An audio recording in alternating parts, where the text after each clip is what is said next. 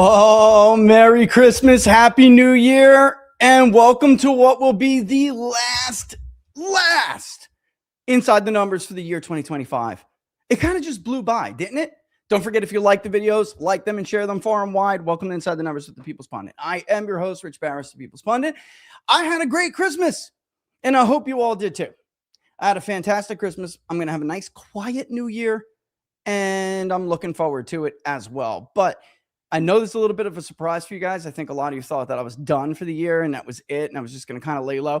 I needed a couple of days. Who doesn't need a couple of days during the holiday season? But we have to do today because, of course, Wednesday will be the 31st. Not that I'm going to be some kind of big party animal or something, but we had to do it today. Otherwise, we would not have gotten the end year review in. Look, I'm going to tell a bit of a story here about the year and how it went for the new Trump administration and Republicans. And then I'm going to, because we can't even hope to look forward to 2026 and what will happen in the midterms until we understand how the first year went. Let's do this.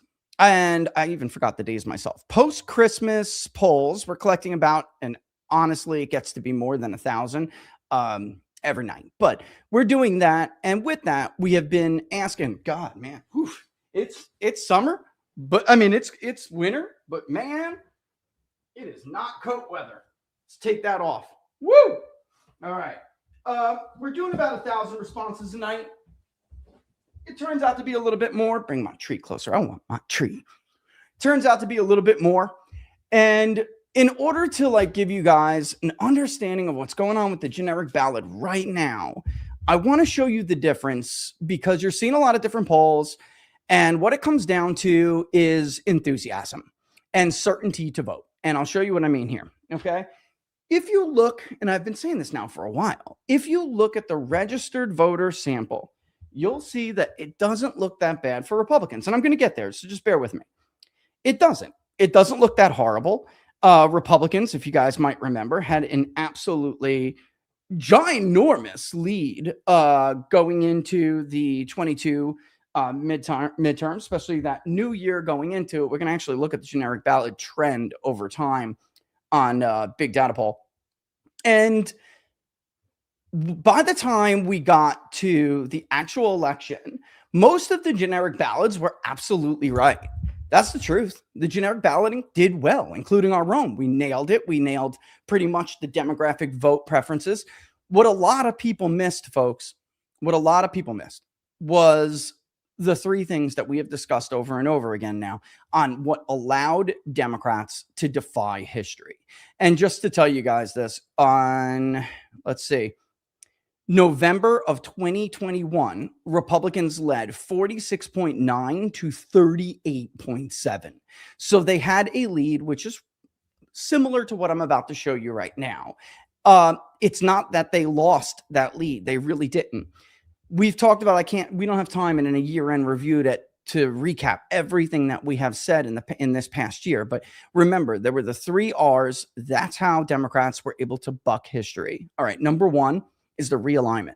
They understood much better than Republicans how the realignment would impact turnout, especially in midterm versus presidential cycles. Democrats understood this. 2 was redistricting. All right.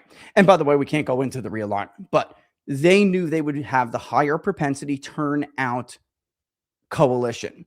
And Republicans were still living in the year 2010 and 2014, and they didn't understand how this worked. The second was, of course, redistricting. Democrats absolutely thumped Republicans on the redistricting war after the 2020 census. They jerried the hell out of the country, and what was a pretty significant structural advantage for Republicans turned into a very significant advantage for Democrats. Republicans would go on to almost win the popular vote for the House by 4 points, yet grossly underperform in the House. Grossly. They did not. There was no 30-seat, 35-seat sweep like so many people expected when you're looking at margins like that. And bigger yet is that the Senate races that were most important, like Adam Laxalt's Senate race in Nevada, because so many of those low prop voters were not inspired, nor was there infrastructure to get them out, they lost. Kerry Lake was robbed. We're not going to get into that, but Blake Masters in Pennsylvania, that was not a 4-point race for John Fetterman. It was because of the turnout differential, right? So there you go. There's your three. Number one was, of course, the realignment, redistricting, and then the relay race, we called it, which is their ability to get people out with structural, with infrastructure on the ground. They're get out the vote. Simply put, they're post-COVID, get out the vote. Republicans had nothing. Democrats continued to spend enormous amounts of money giving people who are suffering from inflation that they caused a couple extra $100 a week to go out and chase ballots for them. It was brilliant. And we can get into more of the structural advantages in upcoming episodes, which is something Republicans are going to have to deal with. So considering those three R's and how Democrats were able to buck national, the history, recent history at least, that is what you should be keeping in mind when you're listening to all these like people talk about how this cycle compares to that cycle and this poll versus that poll. None of that matters if you don't understand it in its proper context. We will have a totally different map, one that is going to end up probably in the neighborhood of Republican +3. So they won it. They won the redistricting war. But if Indiana and other states did not shit the bed, then they would have had an actual, real significant shot at holding the House. Now they're going to have to fight for it. All right. So, and they would have had a fight for it before then. But I mean, it is a real, like, Democrats are the favorite right now. And that is very clear in the House. All right. So let's get into the poll and explain to you guys what's going on here. All right. Let's first and foremost, let's just scroll all the way down. No peeking at the rest of it. No peeking. All right. Oh, I let that in there. If the U.S. House of Representatives were held today, for which party would you vote in your congressional district? Why are we still asking some of those questions? Those should have been out of the survey. That is my bad. That probably adds 3 minutes to the interview. Anyway, you can see Republicans are losing 39.2 to 42.1. 5.1 choose someone else, and 13.7% are undecided.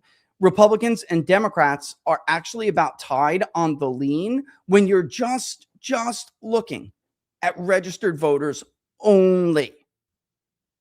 All right. That is not bad, especially considering, and let me see if I can show you guys this real quick. I can. Give me a second. Considering, there it is, how big the lead was for Republicans going into the new year this time before the elections. Here's November 21. This is the last poll that we did. I'll show you January too. 46.9 to 38.7. So Democrats are actually a little bit shy compared to where Republican support level is now. And of course, Democrats are shy compared to where Republican support was back then. All right. So the very following month, Republicans did tick down a little bit, 45.3, but so did Democrats, 37.7. And we know how this ended up. If you fast forward to the final generic ballot, I mean, that's almost right on the money. We're like 0.6 of a percentage point off the actual House vote. And actually, I think there is one more, but it wouldn't have mattered. It's like 4 points. So they wound up winning by 3.5. So that is the result of those three R's. And it's not horrible when you consider, and hold on, let me just get, because this is just going to keep popping up. Delete.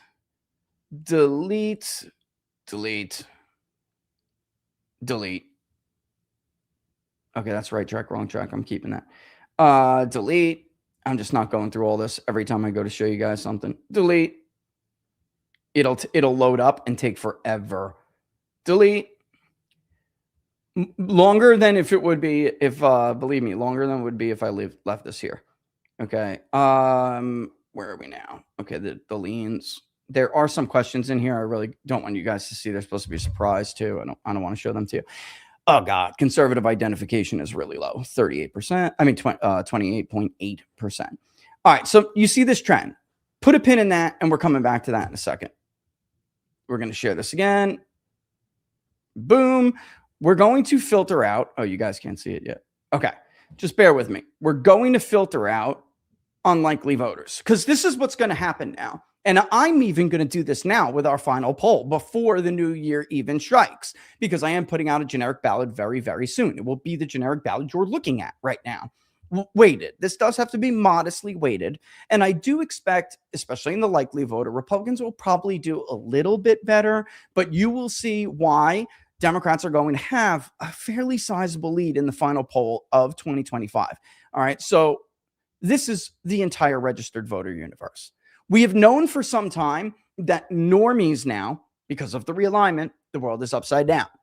Normies, the registered voter sample, not the likely voter sample, is more Republican than the likely voter sample. And with that in mind, by the way, some of these polls that I'm seeing, like Atlas and others that are all of a sudden polling adults, it's an even bigger bullshit than it looks like, because the adult sample is even more Republican than the registered voter sample is. Do you guys understand what I'm saying here? Normal Americans who don't vote, and average normal people, the right has a much bigger coalition that they are currently taking advantage of. That's number one. And number two, they have a bigger majority than it looks like they have on paper. All right. Or even in what they have been putting up on the board these last couple of years. And that we're going to come back to when we recap the year. And because I'm going to explain to you why these numbers are the way they are. And everyone's got their hot takes going on. I really don't care. I'm like listening to all of these takes from people who didn't understand the coalition very well to begin with. So why should we be listening to them now? All right. As if they suddenly understand how MAGA works and how the entire MAGA coalition works. They don't. There's like 2 or 3 of us in the entire country who truly understand it. They don't. They don't understand the demographics. They don't know how much one decision will take off the coalition, how hard it will be to get it back, which demographics are much tougher to get back than the others, and decisions should have been made with that knowledge in mind, but they didn't make it. So instead they have a problem. All right. Before unveil. No, it's right up top here. How likely are you to vote? We're going to go with certain and likely. We're going to start there. Okay. Watch what happens here. Turn. Can you guys see it? Okay. You can't. Okay. With certain and likely, you see that Democrats go up a little bit more. Let me make my mug smaller so you guys can see better. Okay. So now Democrats go from having a 3-point lead with is like 42 to 39. You start to see the someone else third party fall, which is totally there are 2 things that are going to happen when likely voter screens are implemented. One, the number of undecided, the percentage of undecided is going to fall. The percentage of someone else third party is going to fall. 45% for Democrats, 42% for Republicans. No problem. That's not that bad. This is a rather loose likely voter screen. The truth be told, self-reported likelihood to vote is well known to be pretty iffy. I'm trying to be careful here because I don't want to give away anything.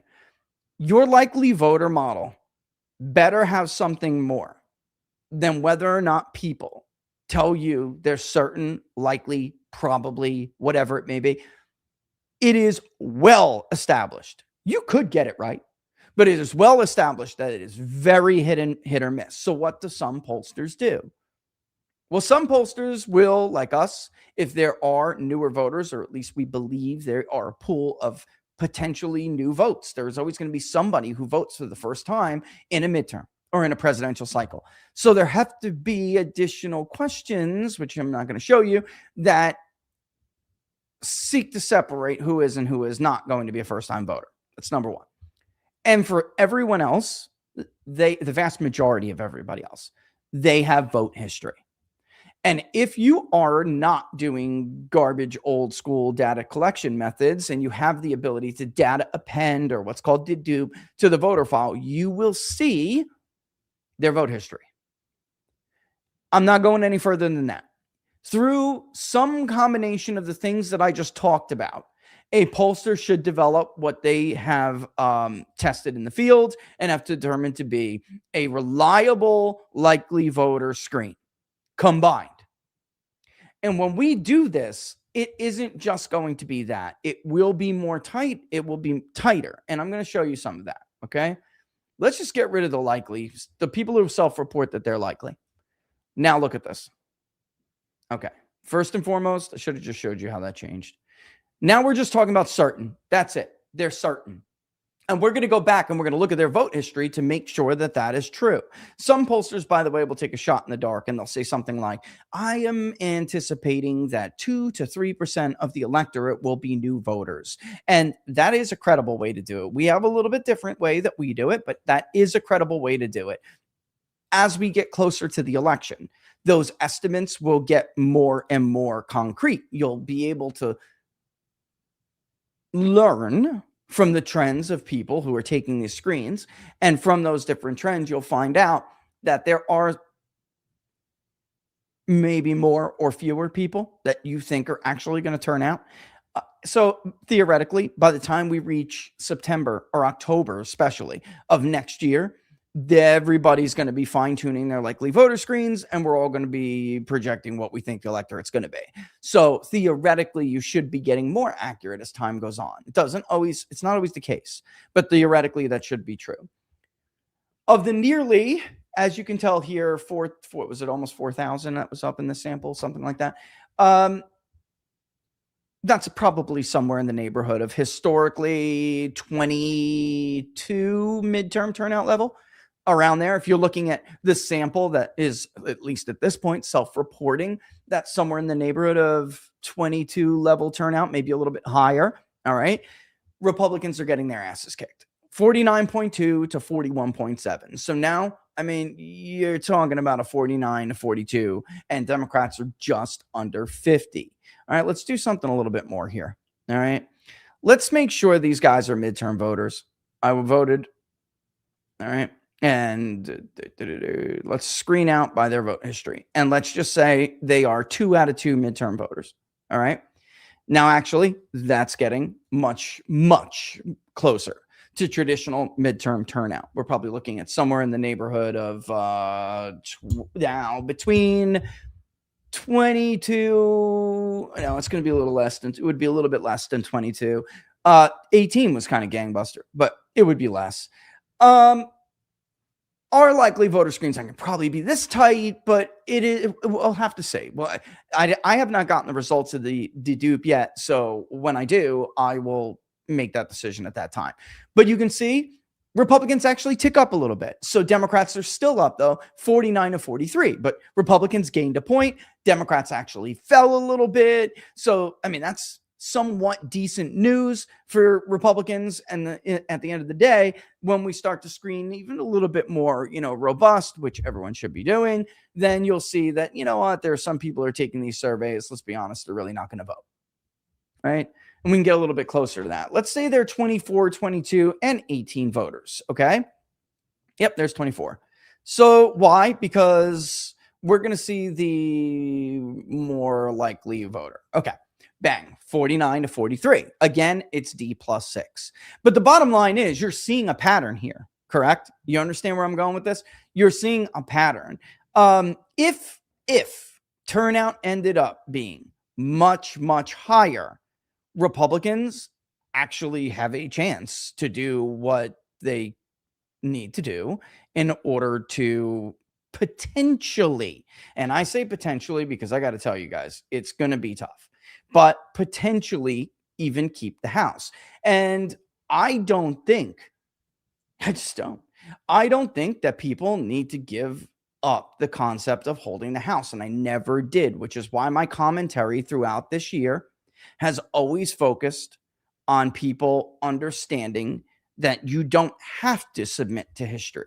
You don't have to go down the road that so many of these other parties just kind of submitted and went down. Democrats chose not to go down that road in 22, and they understood the lay of the land. They prepared for it. They understood what their voter wanted, and they prepared for it, which is a big deal. I mean, that's a big part of this. And they took all of the bad polls that came in throughout the entire cycle, and they tricked everybody. And it worked. But you can't keep your head in the sand.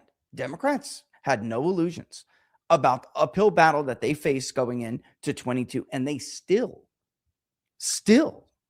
were unable to recapture the House. They were able to hold the Senate, and the House was basically a wash. Let's be real. It was basically a wash. There's a tiny, tiny, tiny little margin in the House of Representatives. So that has led my thinking the entire year, because I know what so many other people don't seem to know. And that is this. If Republicans just did what they promised they would do, they don't have to accept defeat. They have the numbers. They chose the easy way. And we can see it clear as day when we go back to the timeline. And here's where people get upset. But it's tough shit. It's the truth. Happy New Year. All right. First and foremost, you can see the generic ballot. For most of the year in 2024, Republicans led. And they led fairly healthy. Why? Because they were kicking ass. In particular, Donald Trump was kicking ass. Republicans, however, in Congress, especially those who don't represent you, they represent the interests of foreign nations and the other lobbyists on K Street, from the healthcare industry, the pharmaceutical industry, you name it. Not you. The Ted Cruzes, the Lindsey Grahams. You have to keep going down the list. Everybody's got their pet project. Bill Cassidy is basically Big Pharma's bitch. Tom Tillis, a bitch of the blob. Joni Ernst, a bitch of the blob. Decided that until they got what they wanted, they were going to give Donald Trump a really hard time with the big, beautiful bill. Until they got what they wanted, and there were other dynamics at play, Elon Musk had to be sidelined. And what did they want? They wanted to do what presidencies have been doing in the Republican Party for years, which is why they keep fracturing off huge parts of their coalition. Happened to George Herbert Walker Bush too. They want to have their global pet projects, and they want to basically blackmail any domestic agenda until they get it.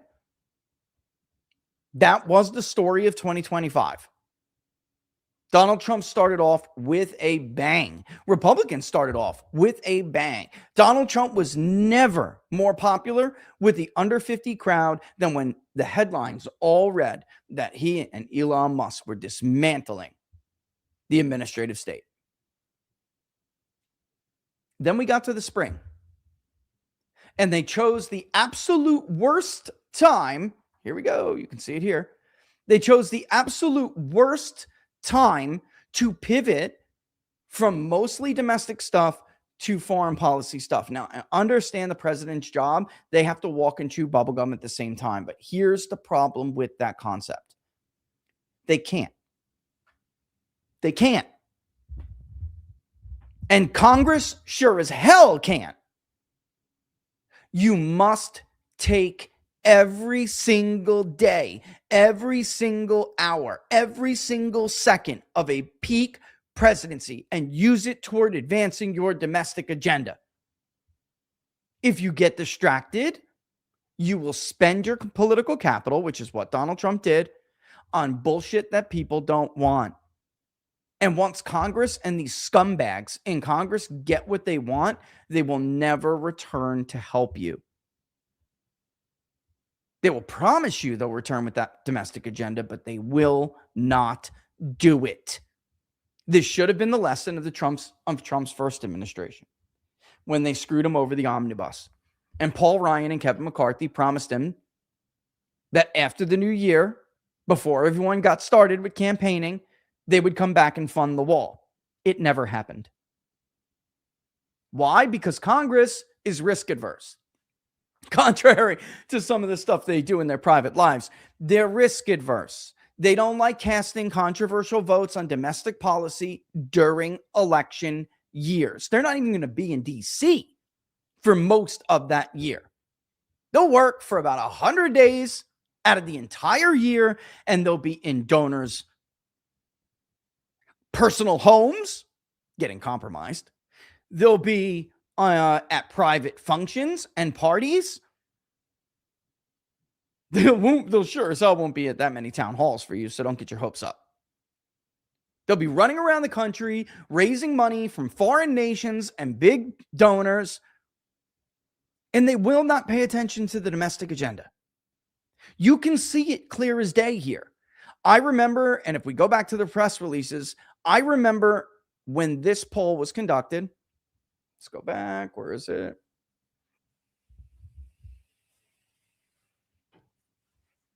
Here it is. And I said, "Oh, let's not get a little distracted here. There started to be all these questions with Epstein. Let's not get distracted. People aren't going to like how you're going to handle this. How you did handle it. You gotta go back because we're seeing some numbers. It don't look good. You just lost a huge approval lead, a huge approval advantage. And the reason is people are starting to get a little bit nervous that you're doing what every other president done. Like, I can't tell you how many times we heard, oh my God, here we go again. No. That is what we heard in the spring going into summer. Not again. Don't do this to us again. Our issues aren't handled yet. The country is in dire straits. I'm suffering. I can't afford shit. What am I going to do about my student loans, the cost of a home, rent, shelter in other ways, automobiles, feeding my children? Not again. I tried to warn them back then. They didn't listen. Sure, they came crawling back 3-4 months later, asking me and others, what do we do now? What do we do now?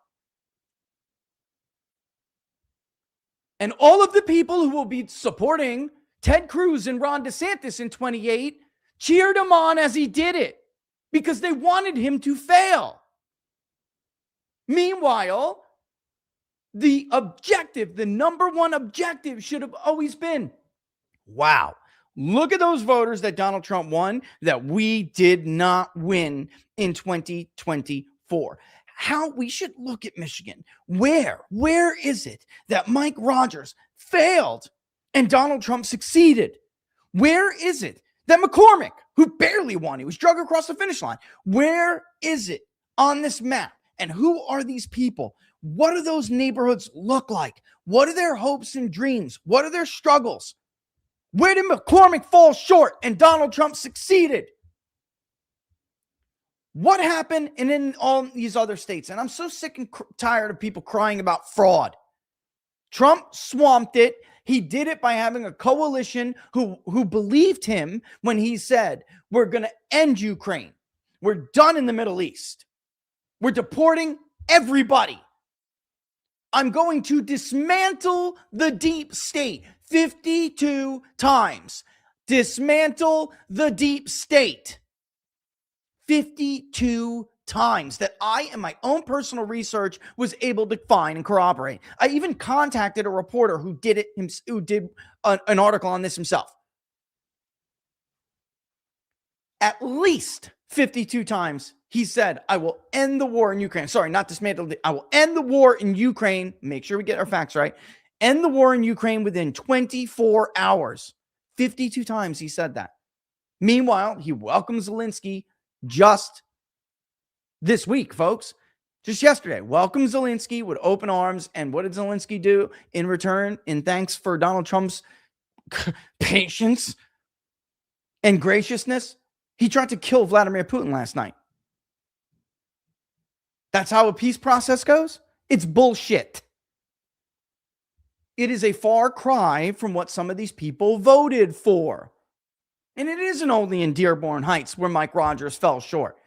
Tim Pool had a tweet earlier today, which was absolutely right. Donald Trump and the Maha marriage actually won suburban women that Republicans were struggling with. So funny, because the theory of the case for the DeSantites and all the rest of them during the 24 nomination was that, no, we don't need these Trump or bust voters. Here's the thing. We're going to win back suburban women. Of course, a county like Oakland County, textbook for this. Mike Rogers underperformed Donald Trump. It's the icing on the cake of these people's stupidity. How did he do that? Because when we talk about low prop voters, we have a tendency to fixate on those who have no college degree or working class, right?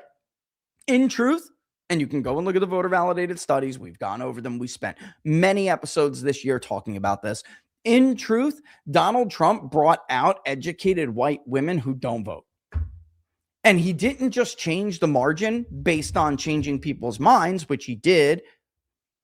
He really changed the margin because of educated white women in that demographic, typically born in the 80s and in less so in the 90s. That's how we did it. It's, again, icing on the cake, considering everything we're like debating. And it really was never a debate. So they blow the Epstein files and they go, and we don't have to harp on this again. They blow the handling of the Epstein files. Trump fires off a tweet. And I'm not trying to be hard on the president here. I'm telling you the timeline of 25. This is how they went. This is how it went, whether you like it or you don't like it. And Trump fires off a tweet that says, I don't want your support anymore if this is the way it's going to be. By the time we get to July, what happens? Well, after visiting the White House multiple times, being the first foreign leader to visit the White House multiple times, Benjamin Netanyahu finally successfully lobbies with the help of Ted Cruz and Tom Tillis and Lindsey Graham. Big role, Lindsey Graham. Big role. With the help of all these senators, constantly trying to blackmail him over it, Donald Trump ends up bombing Iran. And it was a limited strike. And that was, I believe, even though he gets a lot of shit for it from his base, the pressure was enormous. And I think the president deserves an equally enormous amount of credit for limiting that military action. We'll see when Netanyahu comes today, technically, to request that he basically give air support to the Israelis while they attempt to take the part of Iran that is included in Greater Israel. And by the way, Jack, I'm so glad you tweeted what you tweeted earlier, that maybe it's about time Americans understand what this is really all about. Because it's already negative now. If they knew what it was really about, it would be even more negative. And it doesn't matter what you call them. Now, I'm not going to spend a ton of time on this episode going over Mark Levin's funny ass. I mean, the guy's just losing his mind.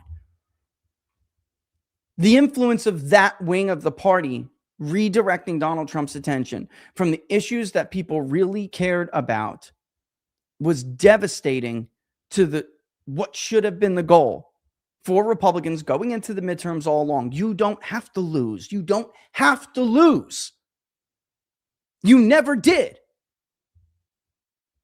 You just had to be what you said you would be. And a lot of this can only fall on Donald Trump. It's unfair to him. He's dealing with 450 pieces of shit in the U.S. Congress. It's unfair to put it all on his shoulders. When you have people from your own party attempting to blackmail you and your agenda, what the hell are you supposed to do? What kind of system is this? But it is the system that we do have. And why I always told you that the election of one man, a revolution does not make. That's what primaries are for. This is your only vehicle to fix this. It doesn't matter if you were to elect Jesus Christ himself. He wouldn't be able to get it done without a miracle, without using like his special powers. No, Lindsay, we don't want you to kill innocent kids. It's funny because, again, I don't know what people are still trying to debate publicly on like social media, as if the White House doesn't know everything I'm saying is 100% true. They do. They know now. The jig is up, dude. There was no 4D chess. I literally have messages from when they realized I was right the whole time saying, does it suck to be you and be right when shit like this happens? Yeah, it does. It sucks living in the future and waiting for other people to catch up and then understanding that actually I'm really trying to help you. And it's like you can lead a horse to water, but you can't make a jackass drink. And then when we finally get to the present moment where they catch up, you're sitting there shaking your head like it didn't have to be like this. It never had to be like this. But they did not listen. By July, Trump's approval turns negative, and it hasn't come back ever since. Is it terrible? No. I'm actually stunned with Trump's approval rating in our poll right now. We're going to drop that. I mean, these people on Real Clear Politics, man, this is just outrageous. Trump is not at 36 to 30, 38, 39%. It's crazy.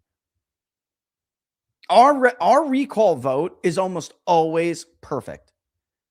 If there was an issue with our approval rating, we would see it somewhere else. There'd be some kind of crazy response bias where our recall vote would show like Trump won the popular vote by 4 points or something. That isn't the case. And in fact, in this sample, if I'm not mistaken, in this sample, I actually think it's to Kamala Harris. Yo, way too, Kamala Harris. If with the screen we just did, it voted for Harris by 6 points with the likely voter screen that we just did. So right now, Republicans are looking at a pretty brutal midterm here. Yet, Trump's approval isn't that bad. It's like 45%. It's not that bad. His disapproval is a little 52.5. So his disapproval is a little bit higher. Among registered voters, it's actually pretty good. I'm like stunned. Maybe it's the holiday season and people are like, give the guy a break, you know? But he actually came in like -2 or 3 among all registered voters. I'm like, what? But you got to trust your data. I'm sure again, the recall vote looks good. Everything looks good. It's just the truth. That's where he's at. So here and what does that mean? And I think this is why you have so many polls fudging those results. All right. And they are. I totally believe they are fudging them on purpose. Why? So you don't know. So people don't know, especially Republicans and the stupid establishment, like the Mike Johnsons and the Lindsey Grahams. And Mike, you never were the establishment, but man, you have become a total fucking loser. I'm sorry. Maybe you can kiss BB's ass a little bit harder and see if it helps your majority. I mean, it's so unbelievable how you went from a blue collar conservative to like I don't know. This is why I wanted Kevin McCarthy to keep that job, because the House Speaker's job is just going to dirty up whoever takes it. It's almost impossible unless you have a huge majority. It's almost impossible not to get dirtied up by that job. So while I love Matt, I always thought he was wrong. So did Sean Parnell. I remember talking about this back then, being like, dude, guys, you don't even have a plan B. This is not a good idea. I understand your frustration. I'm even advocating for voters who have similar frustrations, but let Kevin get the shit kicked out of him. He's malleable. Like, he's not ideological. He can be convinced. He can have his mind changed. Yeah, he's a sellout, but like, you can force Kevin to do stuff. Don't ruin Mike. Don't ruin somebody else. And that's what happened. Mike, your numbers suck. They're horrible. Oh, Mr. Speaker now. Mr. Big Shot. You did a horrible job, bro. That's just the truth. You did a horrible job. Anyway, so here we are by July. It's negative. Of course, we know what happens on the generic ballot. It goes Democratic a little bit later, actually, which is actually pretty interesting. Watch this. And what happens? We start to see themes that come out at poll in, poll out. So we start to add questions to these themes. Listen, while the war drums are beating, everyone's going to say, oh, yeah, of course, let's bomb Iran's nuclear sites. Yeah. And there'll be a majority that say that. Meanwhile, when you're like, but wait a minute. Are you worried about this escalating or diverting the attention of the Trump administration? Now you think it's worth it? Let me ask you, at the core, what do you think the U.S. role should be in the Middle East? Which I just tweeted. Why does all of that stuff matter?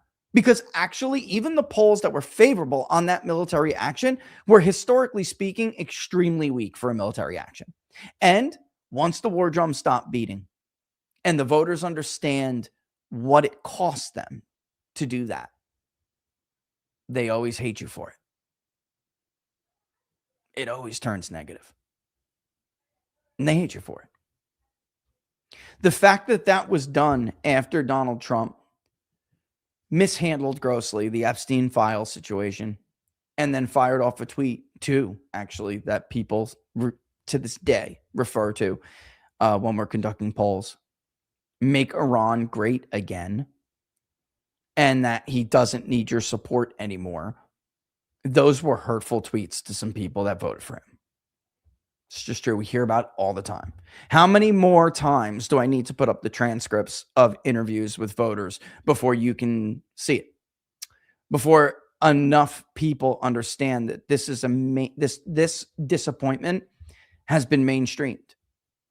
Again, this all is fixable. It's just not fixable like this until you understand truly what you did and how 25 went off the rails at the end. You can't fix it unless you know you have a problem. It's just like me, walk around talking to people who are trying to maintain their sobriety. It's the same thing. You're never going to get sober until you realize you have a problem. It's the same thing with any problem-solving situation. Until you acknowledge, one, that you have a problem, two, what that problem is, you can't determine the steps forward to rectify the problem. That's where Republicans are right now. And again, the number one goal Republicans had this year was to convince the Trump coalition that doesn't vote for them, especially, and the people who are like this close to quitting politics because they've been supporting Trump. They've been let down on a bunch of stuff. They even supported Republicans to give Donald Trump back up, totally betrayed. And they were. Can't argue with them. Their job was to convince this group of people and the Trump or bust group in the coalition that we will be like Donald Trump. So next time Mike Rogers runs for Senate in Michigan, which he is again this year, he doesn't have to pray for a miracle with the electorate. He doesn't have to pray for one because his party came through and convinced the voters in Michigan who pretty comfortably voted for Donald Trump for that state. Donald Trump had a pretty comfortable win for that state. He would have convinced these voters we're the real deal. And they would have come on board next time. Hell, they probably would have been enthusiastic to even vote.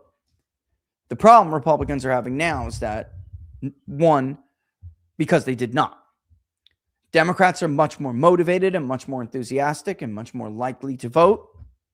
And two, their independents are much more likely to vote. And that's a big problem. See, the funny thing is in reverse in 22. Republicans always had the independent margin in all of the polls going into 22. Yet Democrats won them in many key places. A lot of people didn't screen out well enough when they got from the registered voter switch to the likely voter switch. They didn't screen out and just assumed a lot of these people were going to come to vote even without Donald Trump on the ballot, and it didn't happen. So Democrats were actually able to mitigate the damage from what the polls showed to be a pretty serious, a pretty serious disadvantage among independents. Right now, it's the reverse. Republicans are going to have to do that because independents are supporting Democrats by a pretty big margin. If we even just go, let me pull it up. And I know I got big data polls still up, but let's do independent and third party. If we go to the likely voter, it's real ugly. And then I'll show you the registered voter. It's once this happens to you, it's difficult to undo. And you got to get your act together again really, really soon if Republicans want any hope whatsoever of pulling this off. Let me remove this and let me put up the poll again so you can see it. Oh my God, I did the wrong thing again. It's a good thing we have all the time in the world. Whatever time well, not all the time, but we have a good amount of time. Okay, let me make it bigger again. I know I got to take a break here real soon. I'm getting yelled at. All right. So here is, as you can see, among that with modest screens. I mean, this is not a very tight likely voter screen. It's a fairly modest screen. Democrats lead among independents 45 to 25. Holy shit. if we remove these screens, all right, and let's do that. You need a pen? Bring this back. It's my favorite pen in the entire world, except for the one that was given to me by after the speech pen. That one is my God, so don't ever touch that one. Okay, I love you, and you look beautiful. By the way, you look beautiful. I love you too. Wait a minute, are you taking that pen with you? Oh my God, I think I got to give you another pen at that point. Okay, please bring that pen back. Your mother gave it to me. It's special. Sorry, guys. Go ahead. I love you. Knock them dead. All right, so let's get rid of the certain to vote. Let's get rid of the midterm screens. Oh, God. I'm getting old, guys. My once baby girl, you know. All right, we got rid of the midterm screens. You can see independents are still voting 43 to 25 for Democrats. Let's just put back the likely. You'll see it tighten quite a bit here. Okay. And now it's 36 to 23. All right. So here's what I'm talking about.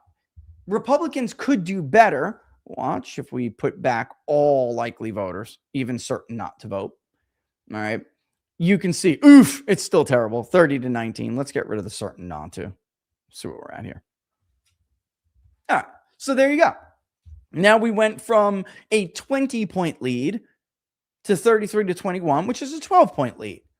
If Republicans motivate themselves, which is only one way to motivate, there's only one way to motivate your independence. That is by motivating your base. And it bleeds over into the independents. These are the MAGA independents we tried to explain to you over and over again. Didn't like the Epstein mishandling because it, especially younger ones, because it made Donald Trump look like a fraud. Just like every other politician, going to protect the powerful, going to protect the intelligence agencies. We all know Jeffrey Epstein was an intelligence asset. Our intelligence, he was a freelancer. All right, so don't pick on Israel. The guy was a freelancer. Ehud Barak is a freaking liar. We know it now from reports that came out this year. The guy's negotiating arms deals with African third world countries. Private citizens don't do that shit. And it made him look like a fraud to these people. Then he does, right after that, the worst thing you could do, which is make yourself look like somebody else's puppet. I'm not saying whether it's right or not. I'm telling you what the optics of it are. It's not my opinion. These are the opinions of the voters that we snapshotted. We took the transcripts from. We've been throwing them up since the summer. This is what these people say. It's more than just showing top lines of a question we asked. We gave you guys transcripts of interviews. Now we've been asked by various people, find out why we underperformed. Here's our text messaging campaign data. Here's this. Do focus groups. Do that. We conducted more interviews this year than I think we have ever conducted at Big Data Poll in a single year. I have to go look it up. I know 1 year that we did have an enormous amount of interviews, but even a third of that sample, which was a rolling first 7 day, then 3 day average for probably almost 2.5 months, that was still about a third, 25 to a third that were repeat interviews we were doing to show you the impacts of response bias, which normal pollsters were suffering from. This year, I think we did more interviews than we've ever conducted. It's not just top line percentages. This was what they said. I'll give you a specific example.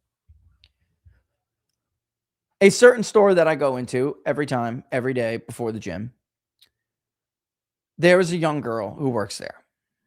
She was turning 18 this year. Her family's actually Democratic, but she loved Charlie. She loved Charlie Kirk. After all of this nonsense with the Epstein files and this and that and everything, she registered when she got her license. She registered to vote. And she's going away to college next year. And she registered as a Democrat.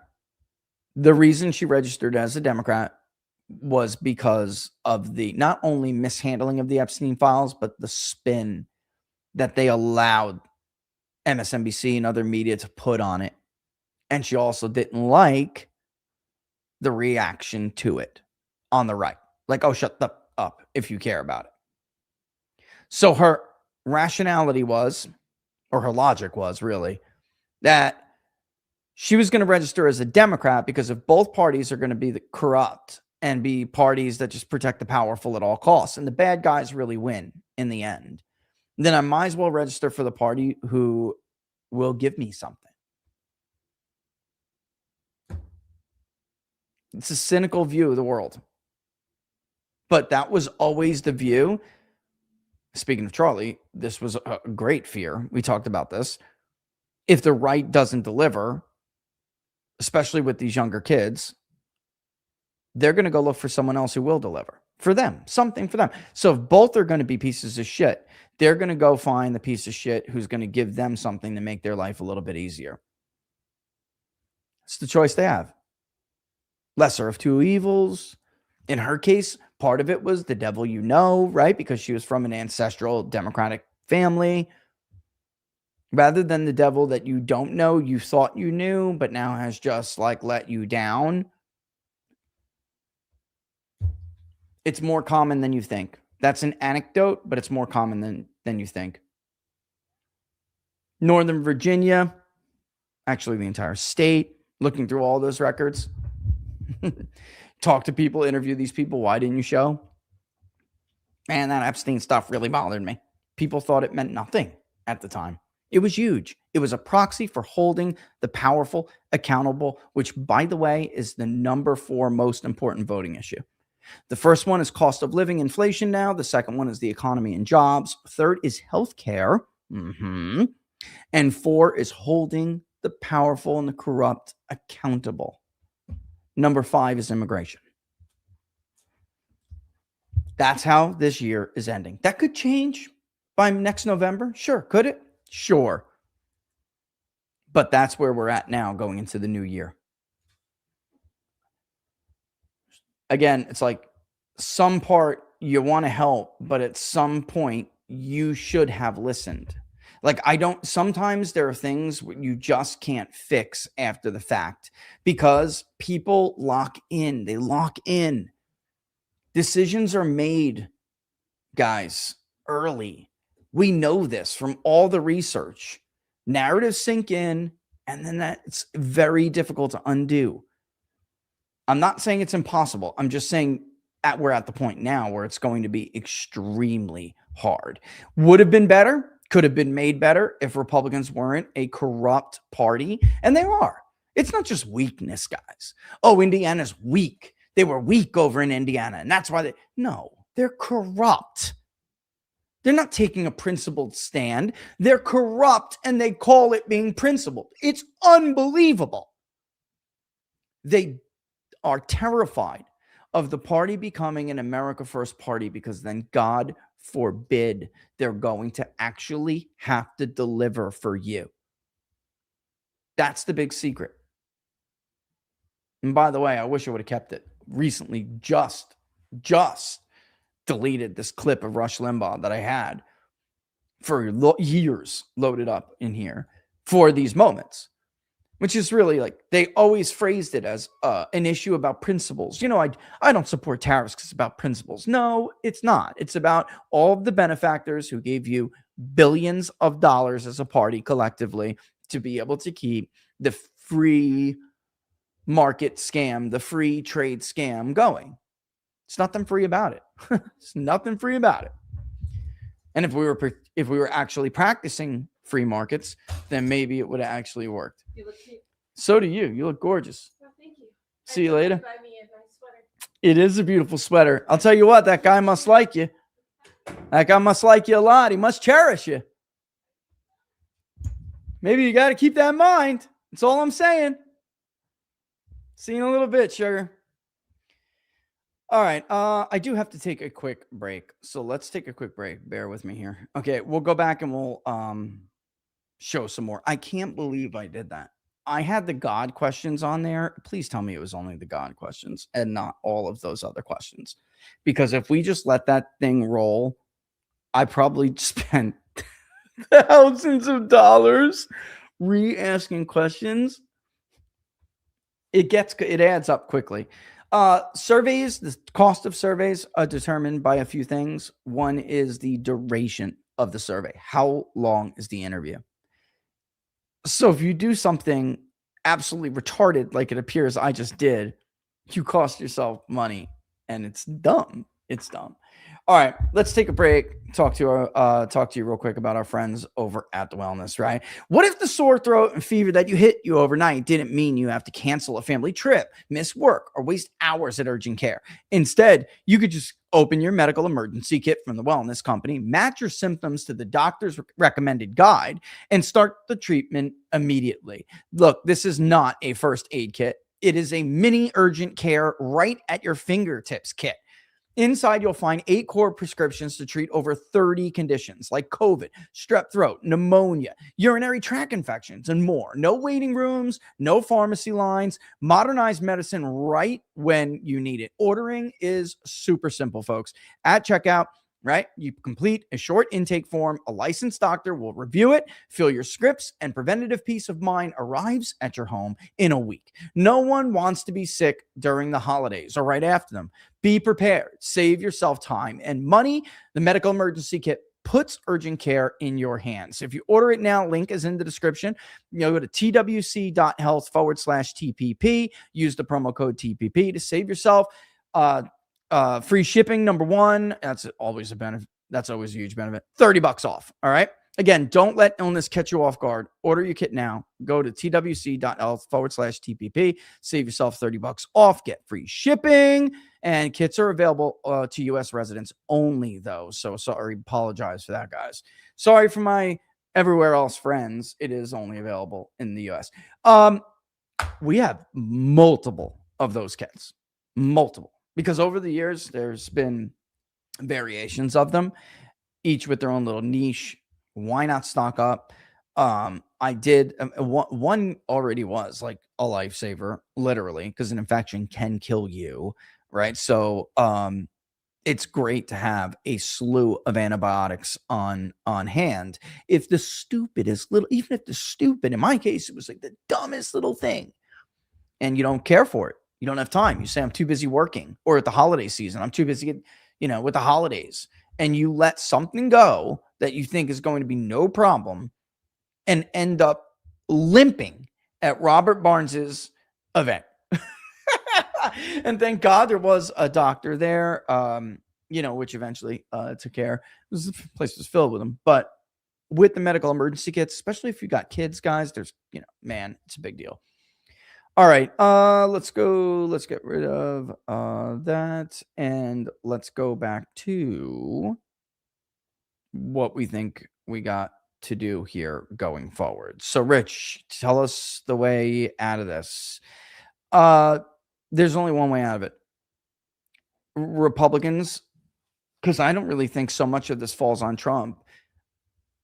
It wasn't his fault, honestly. It is. It's always the president's fault, period. I'm just saying, when you have your own party extort and basically blackmail you into derailing your agenda, that at least has to be acknowledged. I would have went a different way. I would have told the president to go a different way.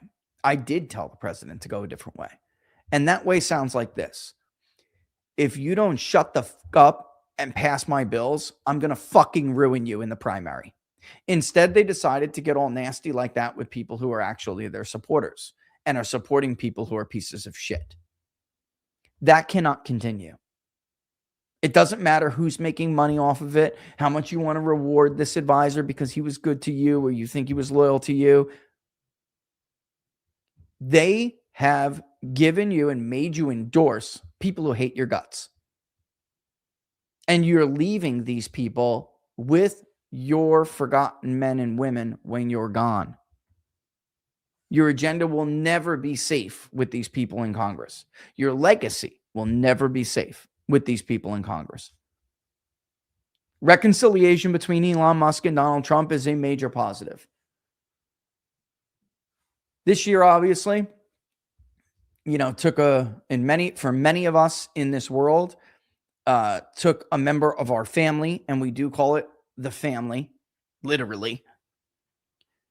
And the one thing I know Charlie wanted desperately was to see Elon Musk and Donald Trump reconciled. And that, in fact, did happen at his memorial in Phoenix. That's good for the country. It's good for the party. And it's good for Republicans if they want to have any hope whatsoever of fixing this, because they need Elon. They need him. The donor base's disconnect with the voting base is the Republican Party's biggest issue. All of this infighting, I get people all the time trying to, ridiculous. And they're the Israel First crowd trying to tell me, no, we're going to lose because of Tucker. You fucking retards. You're going to lose because you put yourselves above the needs and the interest of the American voter again. You couldn't fucking help yourselves. You could not help yourselves. There was no imminent threat from Iran. Get the fuck out of here. Nobody believes it. It's a crock of shit. You could have waited until the new year to get what you wanted. And here's Bibi again asking for another round of bombs. This did not need to happen. You stole their peak presidency again. And now you're going to try to what? Blame Tucker because they're mad? It is so, first of all, it's intellectually dishonest. And secondly, it's just a scumbag thing to try to do. You know you're wrong. The White House knows you're wrong.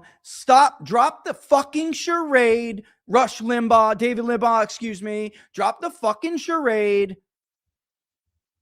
You didn't understand the coalition before. You're a fucking expert now. You haven't talked to a young voter in your life. You have no idea why they're mad. You did it again. And for people who are like millennials and Generation X, major problem motivating these people now. You did it again. They remember when George Bush ran as, we can't be the policeman of the world. Don't you at all find it somewhat at least interesting, if not coincidental, that George W. Bush was able to put together the 8-year fraction part of the coalition that went off to Ross Perot because his daddy didn't keep his promises? Don't you find it at least somewhat interesting that he was able to bring this similar demographic voting group, by the way, very similar, back into the fold in the 2000 election? And that's how he defied all the expectations, the polls, and Allen's keys. You couldn't get the Ross Perot coalition to vote for you. He did it by saying, essentially, we can't be the world's policeman. We got to put America first. And then you fuck them. You fuck them. Many of them went off to Barack Obama. He smoked you. You destroyed your party over it. That wing of the party is a party killer. They're a party killer.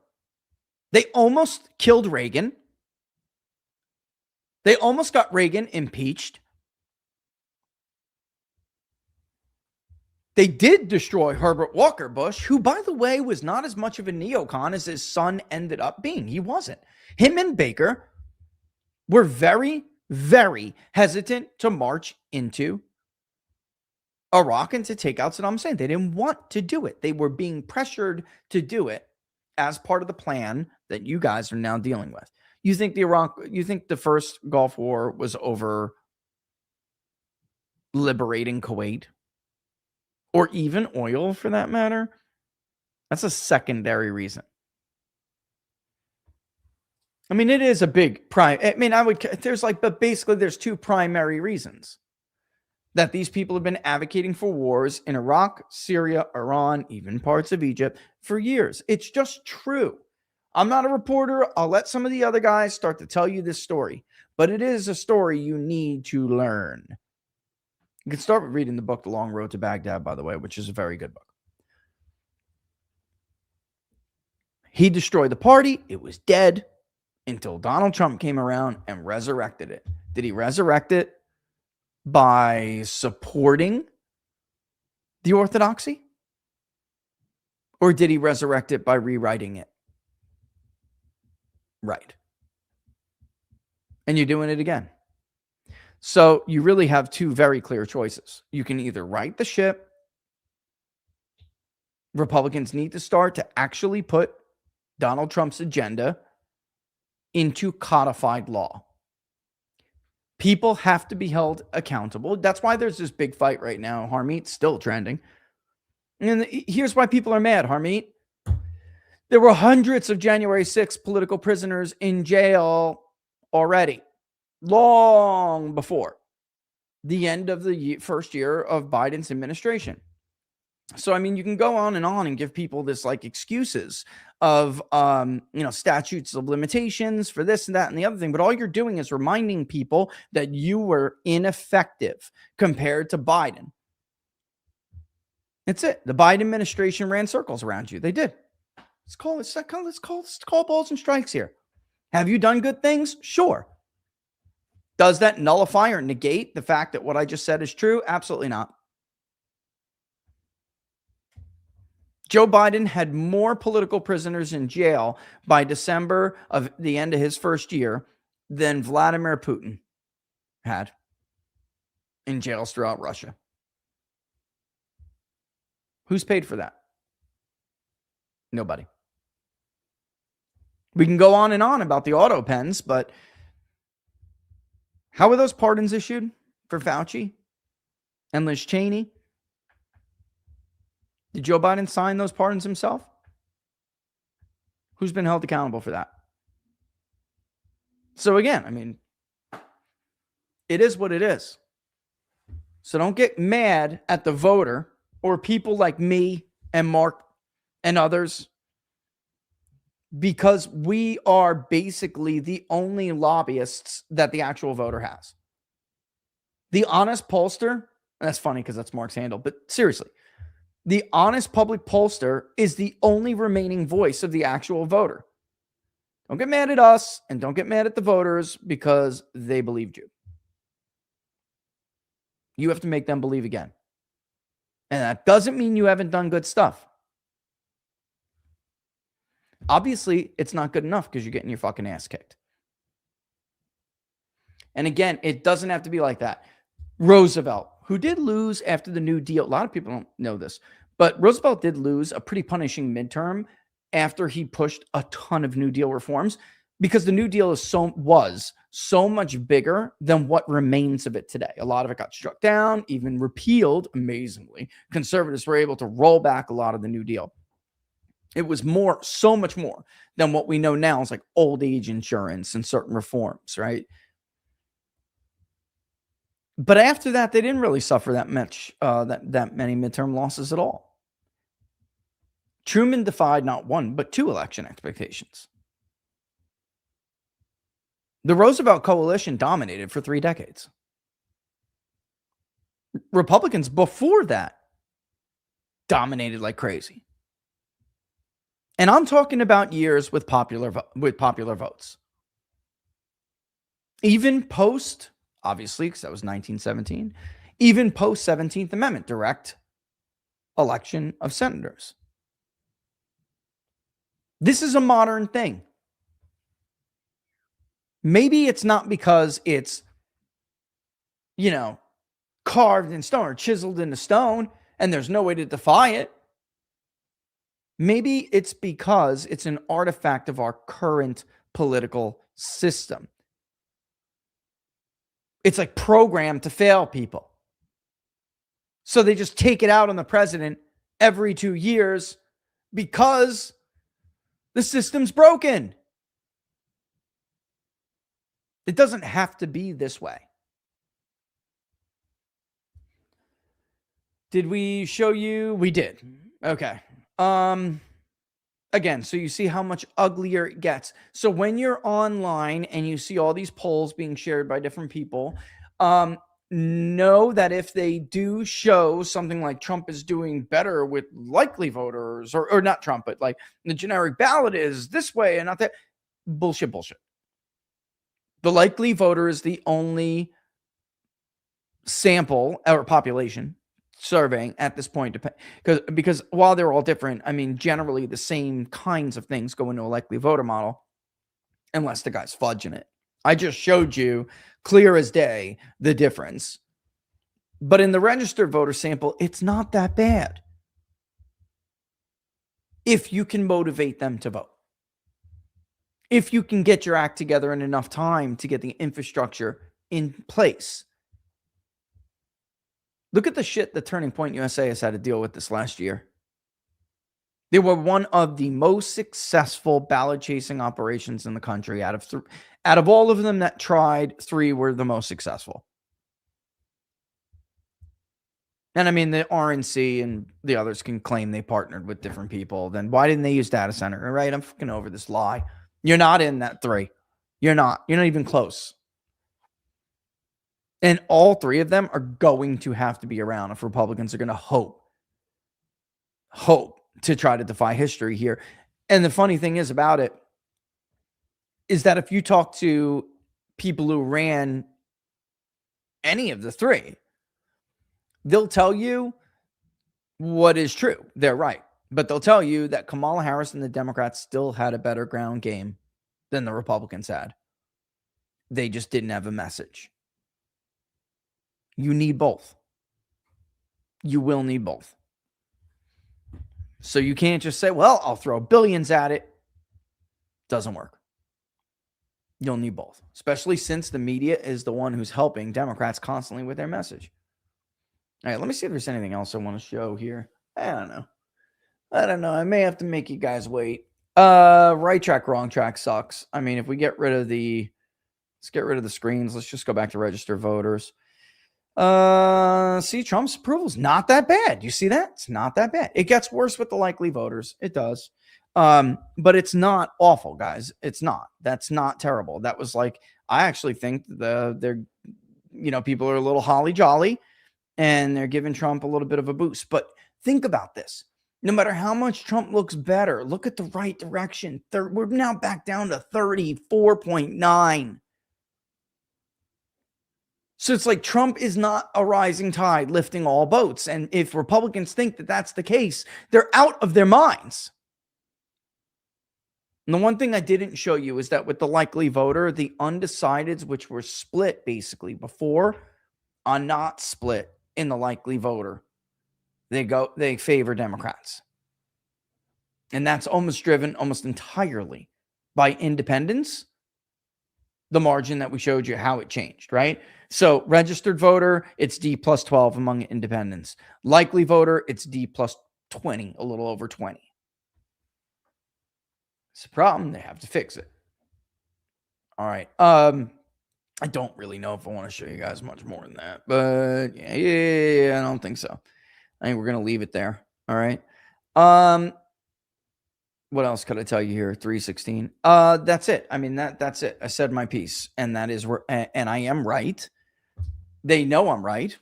It's just at this point, they're dealing. It's a very heavy lift. It is not impossible, but it is a very heavy lift. And the reason is because these problems that caused them to get derailed in the first place during April and May, these problems are still there. The traitors in the party are still there. The disconnect between the donor base and the voting base is still there.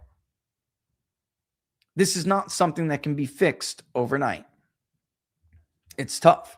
They should have been addressed. They needed to address this year, and they didn't. And that's another reason why the right needs Elon Musk so much. Elon has got, first of all, a checkbook that puts most of these rich donors to shame. And Elon, I'm telling you right now, you've got friends or something. You're going to have to cut those checks if Republicans are going to start to primary and elect people who actually will do what the America First agenda claims to want to accomplish. It's just the reality. All right. 317. Yeah, it's a good place to call it, if any. I'll be on, quite frankly, later tonight. We're going to do a recap, not just of this, but other things. And it should be a lot of fun. All right. Starting at 7 o'clock. Let me shut this off. Starting at 7 o'clock, I believe. What? Oh, okay. That's just the thing. It was just, I thought it was a fraud alert. I've been getting a lot of fraud alerts lately. It's probably from the traveling, that happens. I have no idea if that's real or not. I'm going to have to look after the show. I have no idea. Who knows? All right. Don't forget, if you like the videos, to like them and to share them far and wide. All right. That is obviously a huge way for you guys to support us. If you want to go and check out the public polling project one more time before the end of the year. Again, let me see if I can't. Let me take this down so I can show you guys one more time before the end of the year is up. We've just had a couple of people. We'll obviously help you if it happens. It's just that I want to make sure you guys know how to do this. If you do contribute to the public polling project, guys. All right. Oh, I'm signed in right now. Crap. Okay. If you go to the public polling project, hit this arrow, you will see the donor dashboard. If you make sure, please, that unless you want to be, you are not signed up for reoccurring subscriptions. All right. We don't have the ability over here to, I mean, we do, and we can dig into it and help you, but it's like you guys are given the control over your own donor history and accounts, and you get receipts and everything. Like, so we did that on purpose so you could keep track of your own contributions. So make sure that if you are on reoccurring and do not want to be on reoccurring, just go turn it off. All right, just please. We do not, I mean, it's, we're getting like people who are noticing after that polling is already done. And, of course, if you're one of them, that obviously we've taken care of you, but we don't want to continue doing that. We just want people to understand, police this yourself. All right. All right. All right. So with that in mind, there's that. Very volatile generic ballot recently, in case you haven't noticed. But again, you'll notice when Republicans lost the lead on the generic ballot. Look at this. Here's May, right when I was trying to send the flares out. Here's July. What happened? What can explain that? Did it have to be that way? No, it did not. Republicans would be ahead by 4 points right now if they would have stayed the course. They didn't. Rich, powerful, domestic and foreign forces and influences decided that they were more important than you.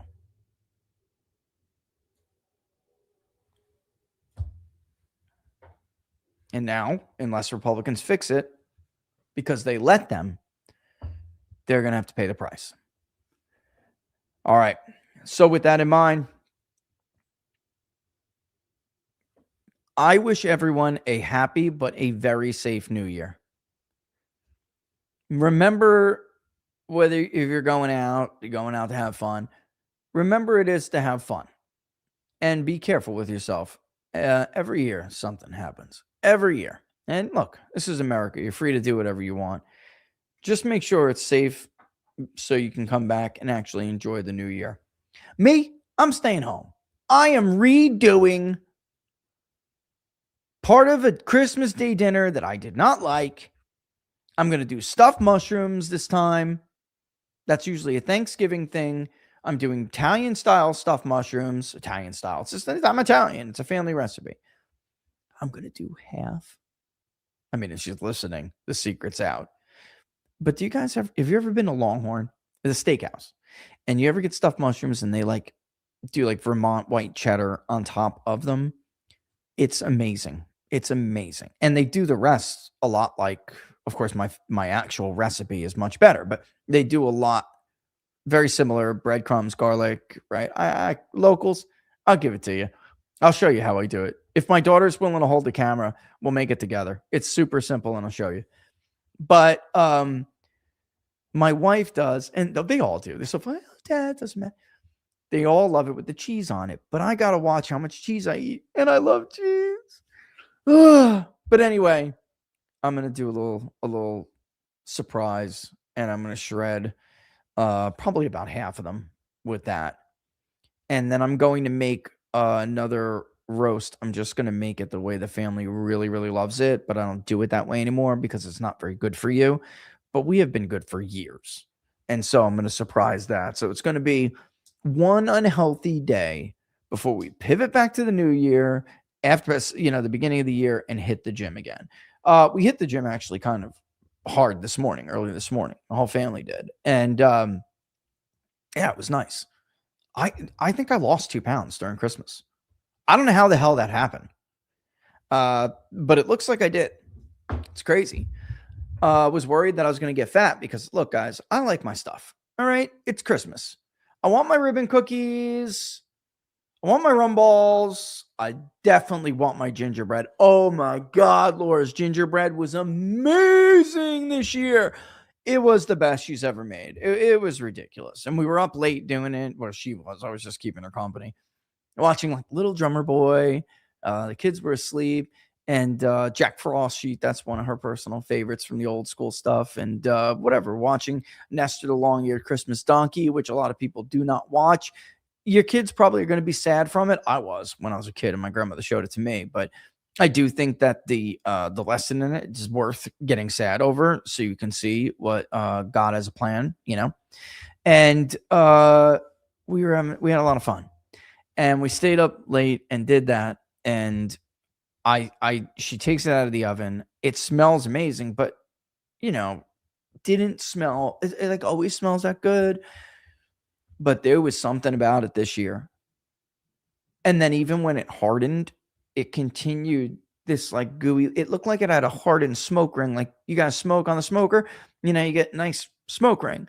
Well, it like hardened with that around, but never was hard ever. And then inside continued to maintain that gooey center. Oh my God. So not too gooey. It was so good. So I ate a ton of gingerbread. Did I stuff my face like a fatty? No. But I did. I ate enough. And I don't know, the stuff. It's Christmas. And whatever else I wanted, I freaking had. And yet it looks like I lost 2 pounds. I don't know if that's going to stay, or maybe it takes a little bit longer for it to hit you, which is why I'm in the gym, just in case it wants to come on the back end. You know what I mean? Sneak up and say, you thought you got away, fatty? Bang! Here's 5 pounds. Not happening to me. I just started working off the 40-year-old fat man stomach.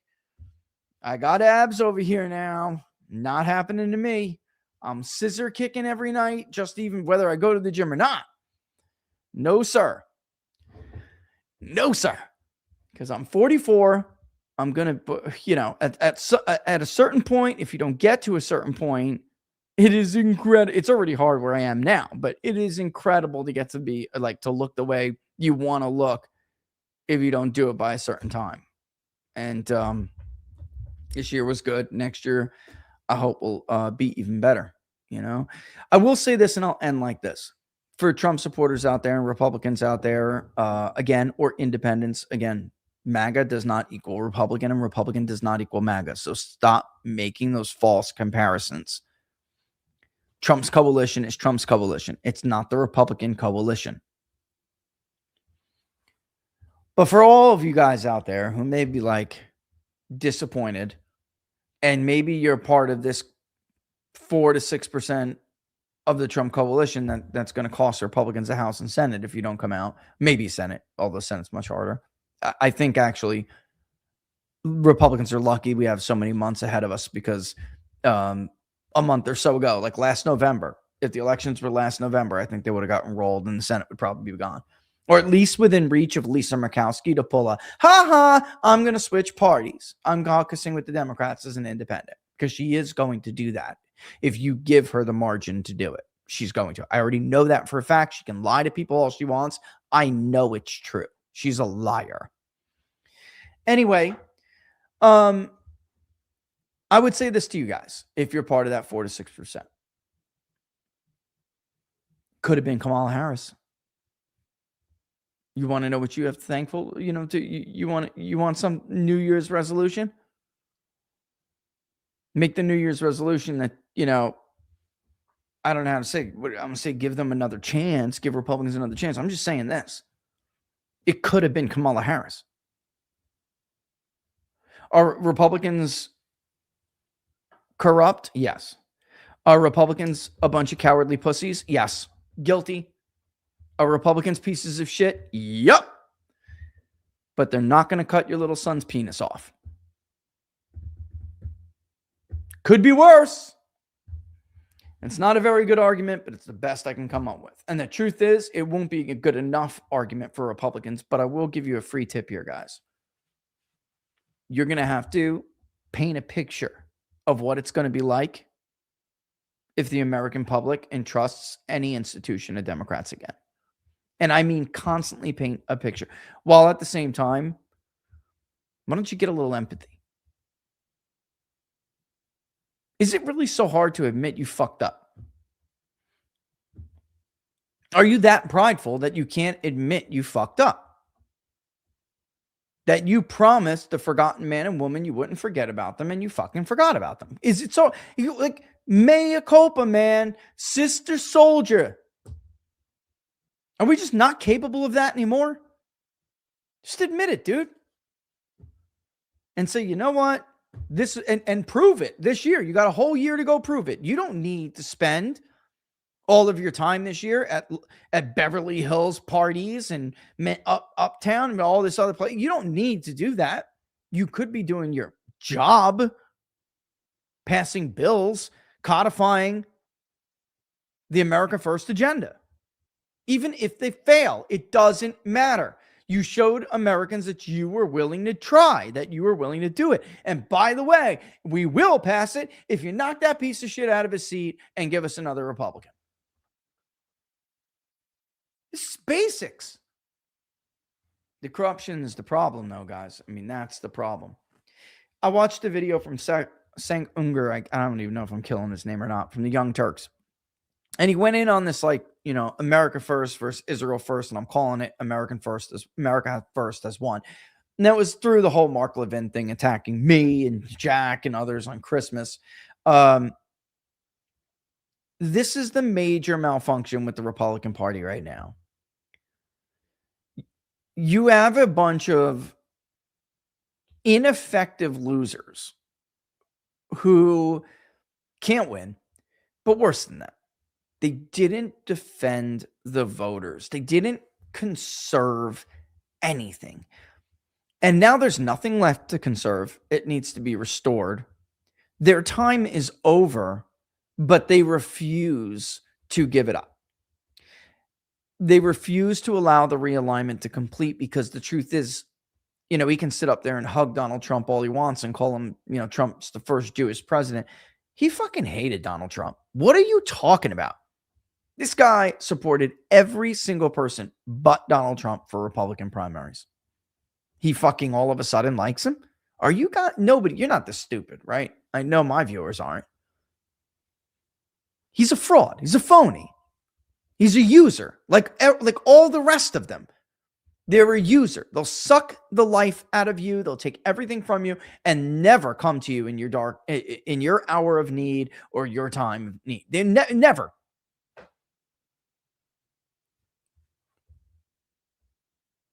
They have to learn there's no future for them. And calling people names because you lost an argument is not, first of all, it's just disgusting. You're a bad person. That's number one. Number two, it's not effective. It's not persuasive. You're not going to persuade anybody. I hate to always harp on the Israel thing because they are very much one issue people, a lot of them in this party, but it's more than that. It's Ukraine too. It's all of it.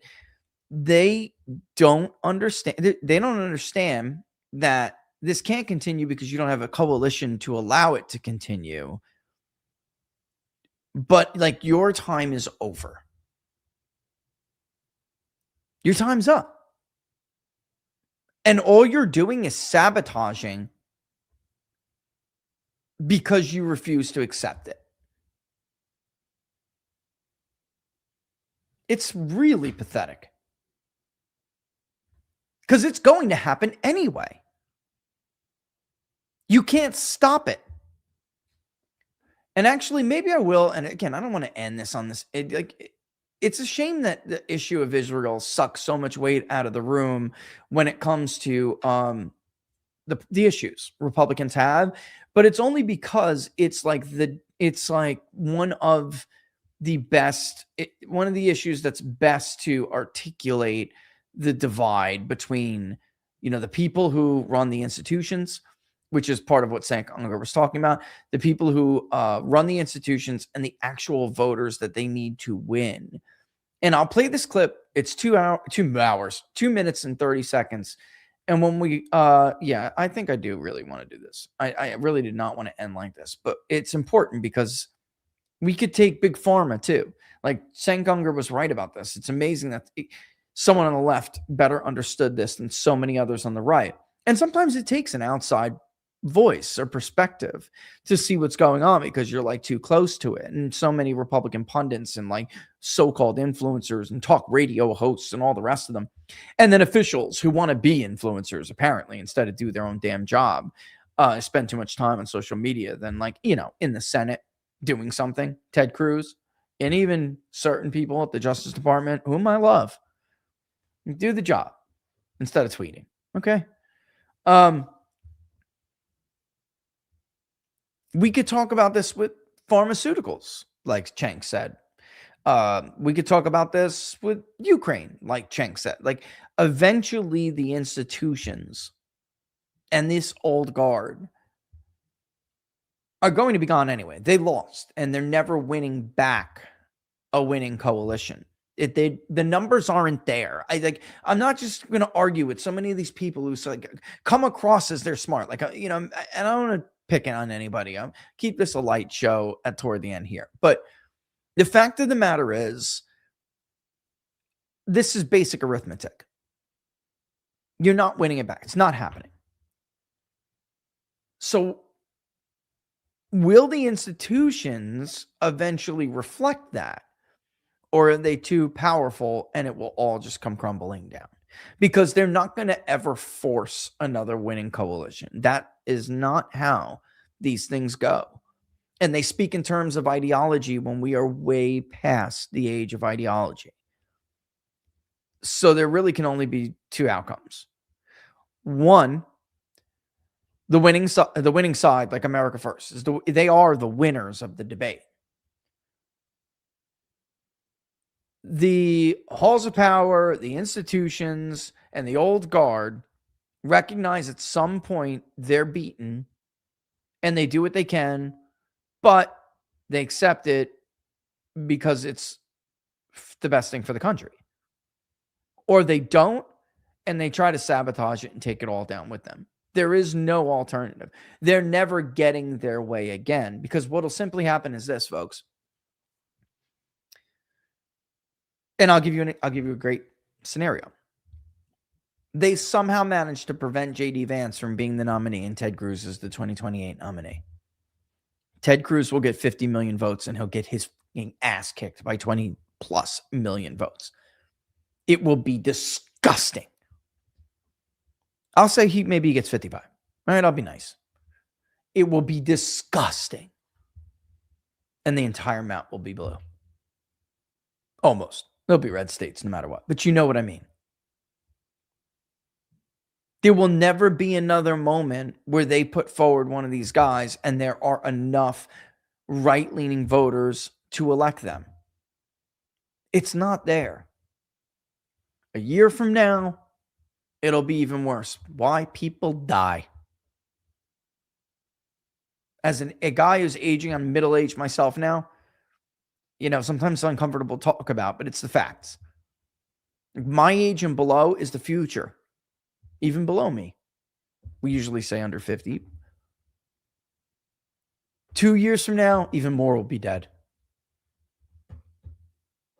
By the time we have a midterm for the next president, even more will be dead. all the 75 pluses will be gone by then. Or at least most of it. A lot of them, obviously. If we're looking at average age life expectancy. Especially for men who make up a disproportionate share of these demographics. Younger Republicans are more female, by the way. When younger by, I mean, it's like 65 and below. I just don't see where, there's no other course. There will not be a sudden renaissance of neocon thinking, of interventionist thinking, expansionist thinking, empire. Why? Because the longer domestic issues go unheard and unaddressed, the worse they're going to get. It'll even get worse 6 years from now. And this ends very badly. They're not going back. It's not happening. And this is a big part of the struggle in the Republican Party. You have the old guards represented by the Levins, and you have the institutions of power and big donors who bankroll most of it, who agree with Levin. The problem is they don't have any votes. And then you have the rest of the country. The vast, overwhelming majority who does not. It's the reality. And it's like they refuse to acknowledge it. And they don't care about the grievances that the younger people have. It's like, oh, well, you know what? I squandered your future. But shut up, anti-Semite. Like, that's not going to work. Are we being for real here? It's just going to lead to more Nick Fuentes. Not picking on you, Nick. It's just, I don't agree with your way forward. But he's popular because him and other voices speak to legitimate grievances. And the arrogance of this generation of talking heads, all you did was the country into oblivion. You did nothing. You conserved nothing. You saved nothing. And now you're mad at younger people for not agreeing with you because you squandered their fucking future. So how are they going to do, notice that some of this language is evolving, which is, I'm going to play something here that I think reflects that side's view, and it is the side with all the money. And then this is why, again, Elon is so important to the right-wing coalition right now, because he's there. Him and some of his friends are the only alternative. You need money to win. And they're the only alternative way to get money, for America First to get money outside of grassroots donations, okay? But here, let me play a 2-minute clip, a little over 2 minutes, from former Secretary of State and CIA Director Mike Pompeo. And Mark Mitchell and I had a conversation about this, and I'll let you in on it in a second. All right, let's play this. We'll end it with this so I can give you an idea what we're in for the next year. It seems the Jewish community keeps hearing more and more anti-Semitic sentiment, anti-Israel sentiment. Is that the direction of the party, or is that going to fizzle out? What can we do to make sure that we continue to protect the Republican Party to grow in the right direction? Yeah. That there's this old adage that says, the friend of my enemy is my friend. We have to call out those, whatever. If we agree with them on 90% of the issues, and yet they are anti-Zionist or they are anti-Semitic, we have to call it what it is. We can't say, well,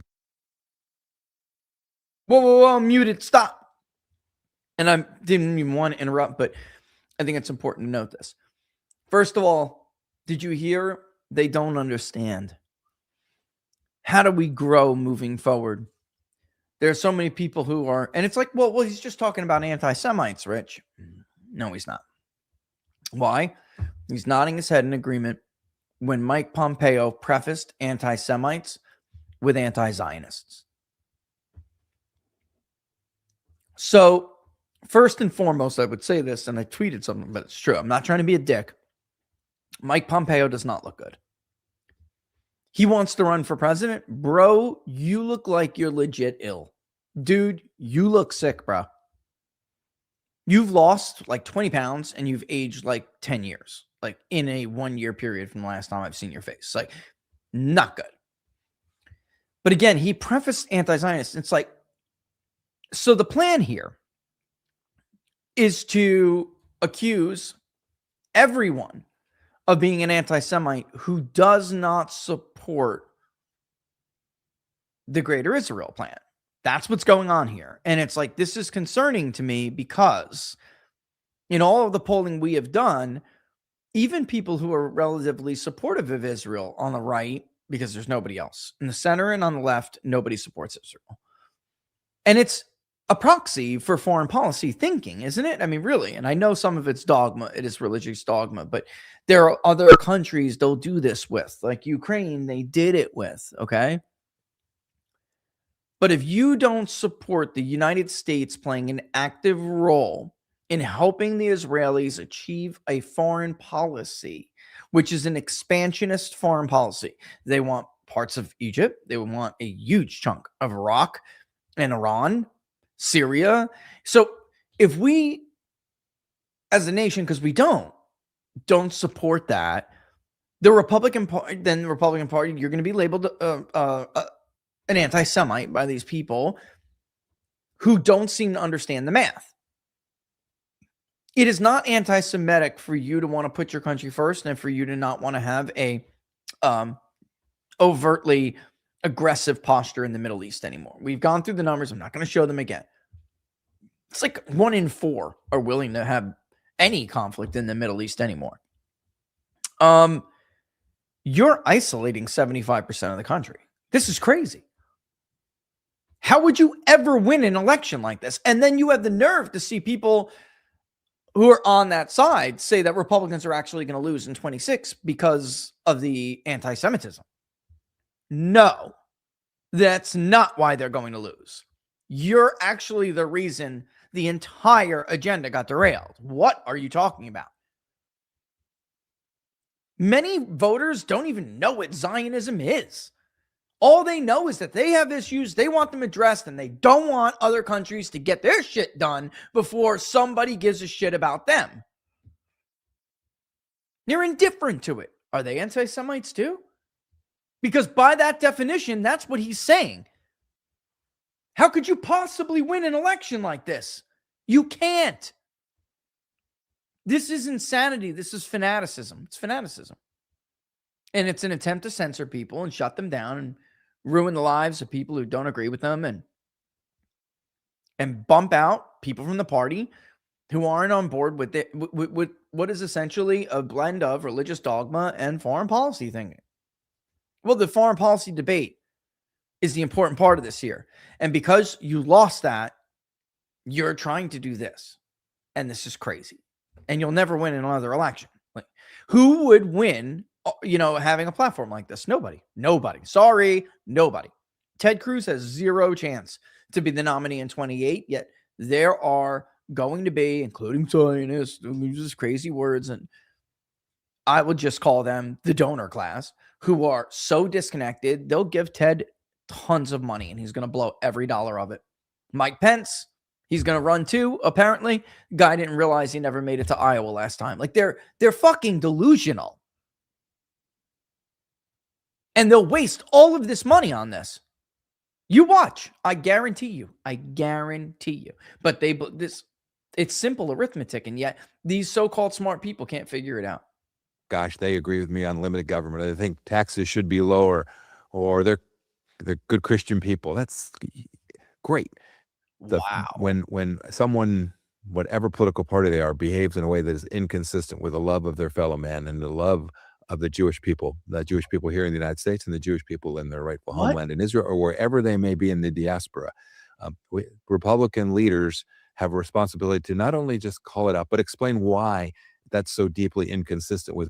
Palestinians aren't human? He just said love of your fellow man. Okay. What?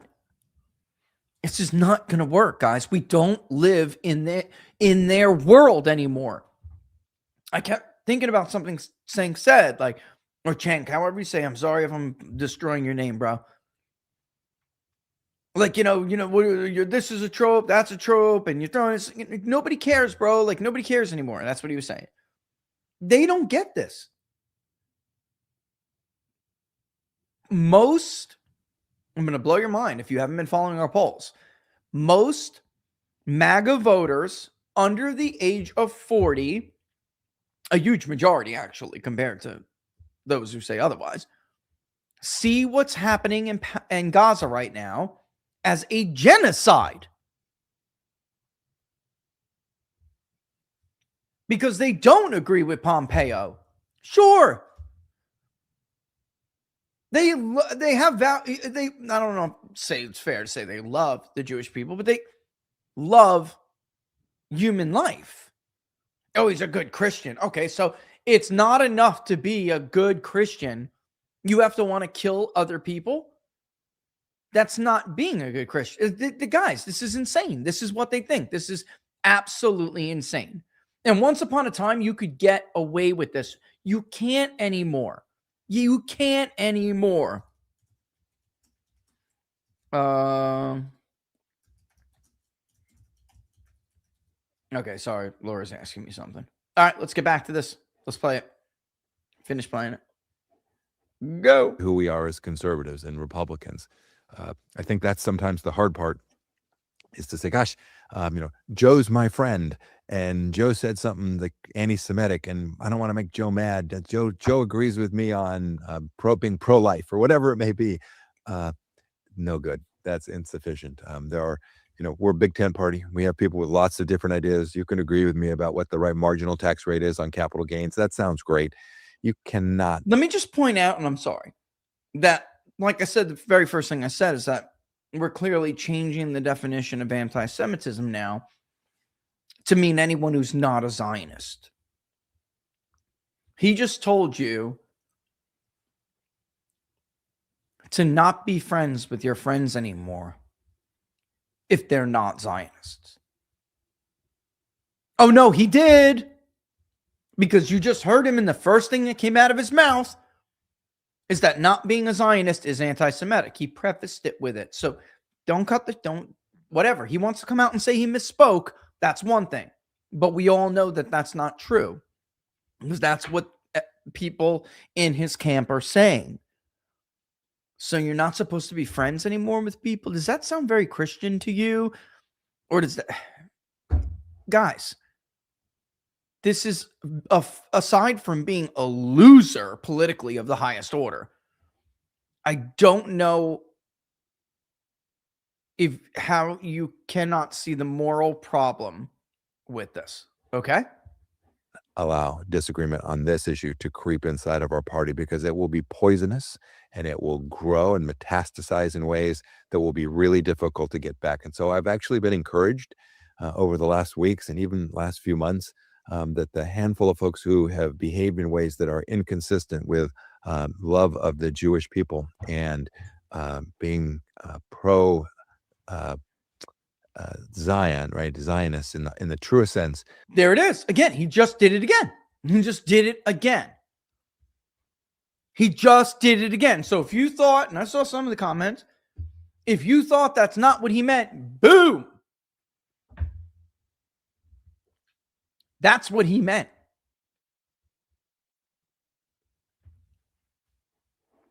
Why would you have to? Because, again, in the turning point straw poll that we conducted, which so many of that side twisted the meaning of, by the way, they did, twisted the meaning. A year ago, more than 50% would have said Israel was our greatest ally. It's flipped. Now only 30% said that, and a majority said that they're just one of many allies. Do you have to love one of many allies? So the Turning Point family, we got to cut that arm off too before it metastasizes. This is fucking fanaticism. Sorry. This is fanaticism. Not to mention, again, it's a loser. There is no way you're ever going to win another election if you keep this up. And to sit there and pretend like, because David Limbaugh did it too, by the way. He did it this morning and I had to fire back at him. MAGA's fractured because of certain people, and one person has the ability to, dude, yeah. Because these people are sitting back saying, I wonder when Tucker tells me it's okay to vote Republican again. Dude. Like, how could somebody, as the brother of somebody so smart, be so fucking stupid? I'm saying it out loud.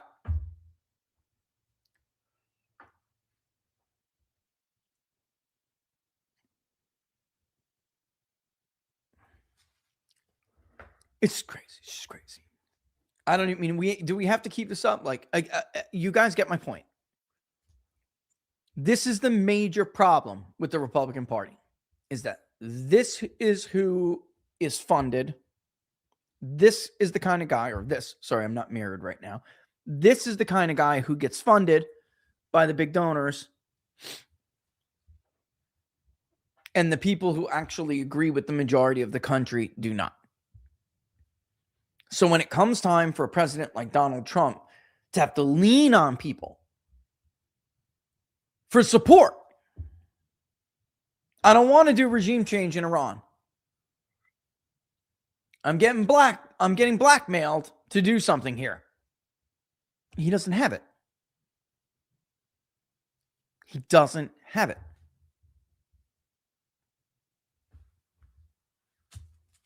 It's sad. It's sad.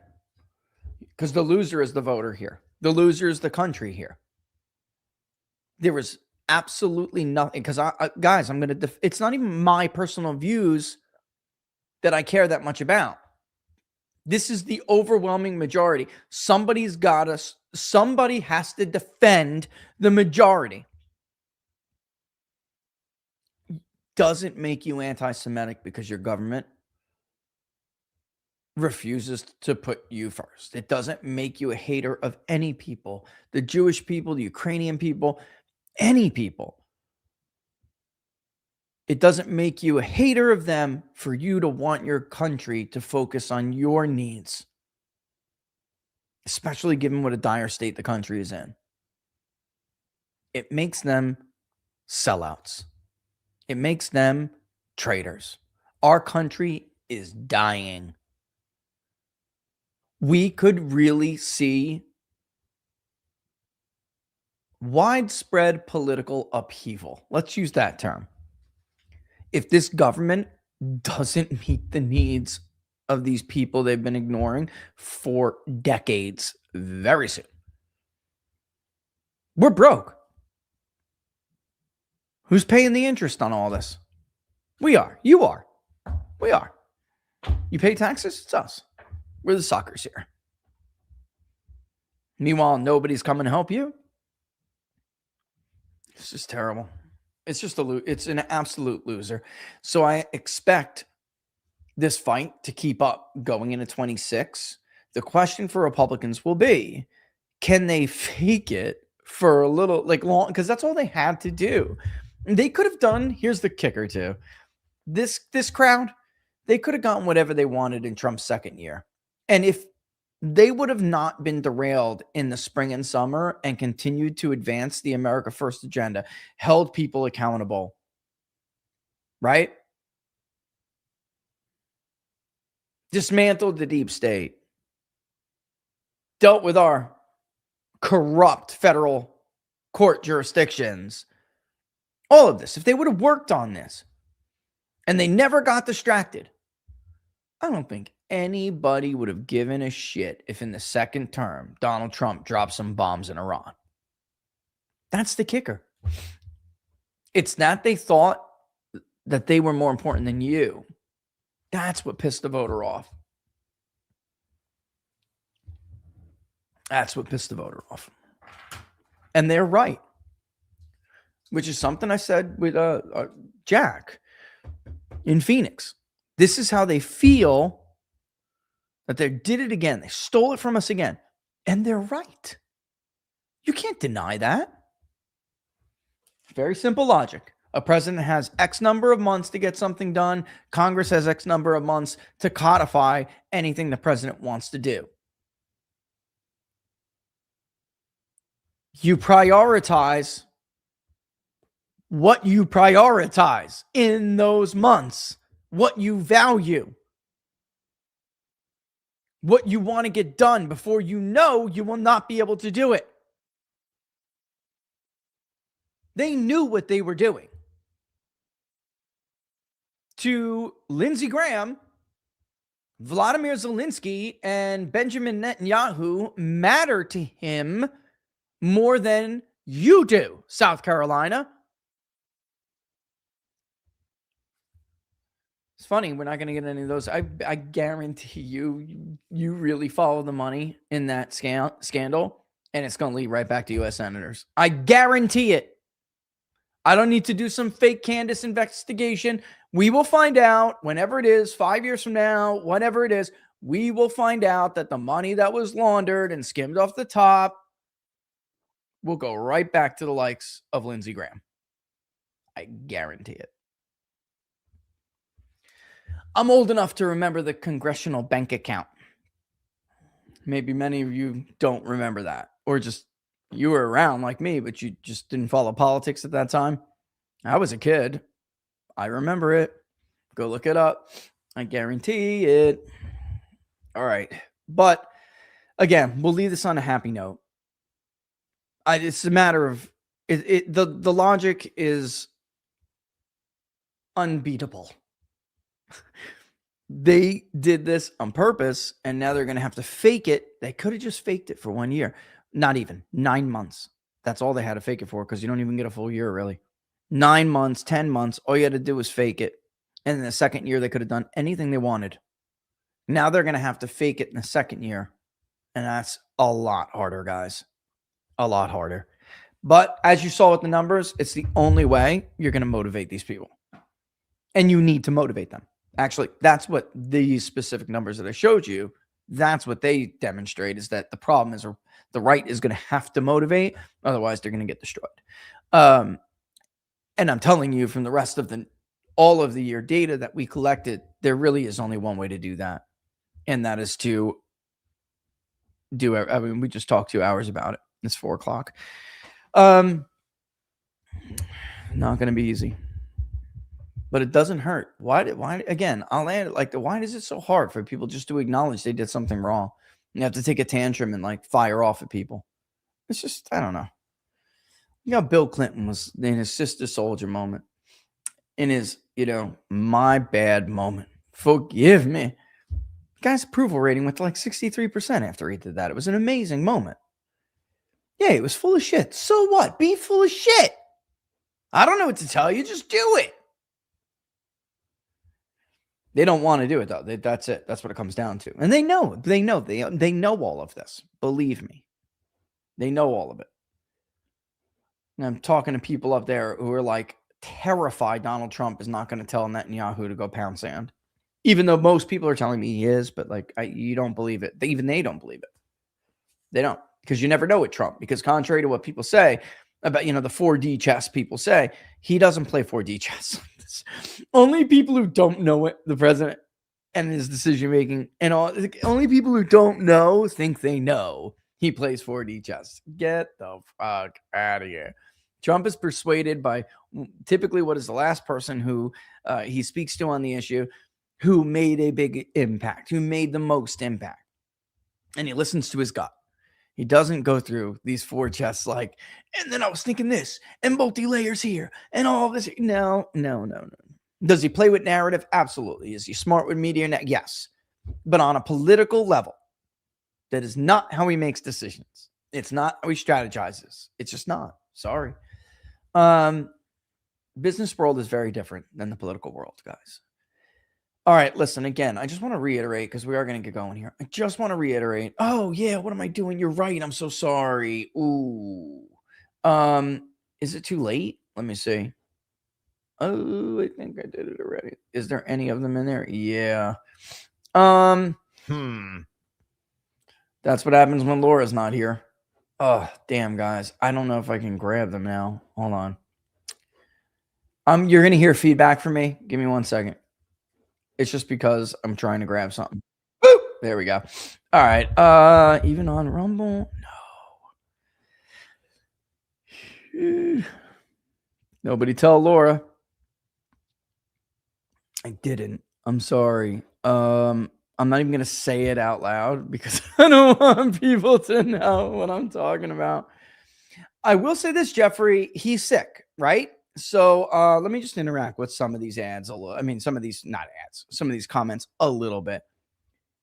I know what I'm thinking. He looks sick to me, guys. And Kathy, he does. Thank you. I very much appreciate that. Thank you so much. Peter, thank you so much. Oh my God, ladies and gentlemen, it's Robert Barnes. Should we pick it up live? Hey, buddy, you're live on the show. What's going on? I picked up for you. But I did. I was like, it's Robert Barnes, ladies and gentlemen. Should we pick up? No, I was just seeing what you were doing. I'm getting ready to wrap it up now. You know, I was kind of doing a year review thing, and I was just seeing what you were up to.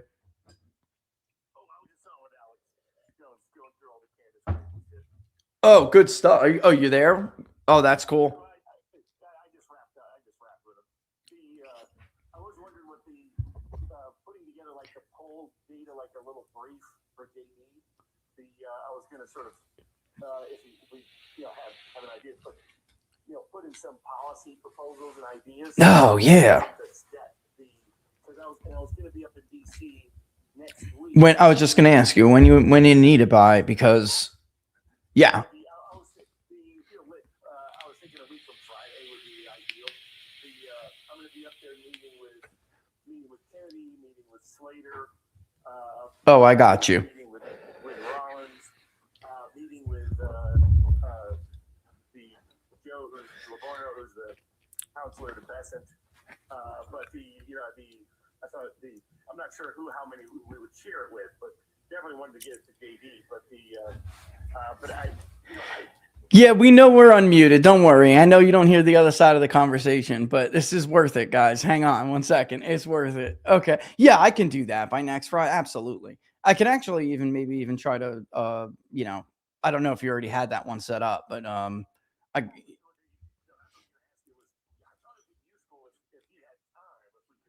dude, he almost gave me a ride home. It was awesome. And then, I was like, oh man, I can't stay to say hello because, the flight. I got the flight, and he's like, well, where are you going? West or east? And I'm like, get the fuck out of here. And he's like, no, for real. We can help you if you're going, I'm like, no, because one time, you're like 30 minutes away, hop, skip, and a jump from Dulles, and the one time he was doing, because you saw it, and I'm sure on Twitter what he was up to.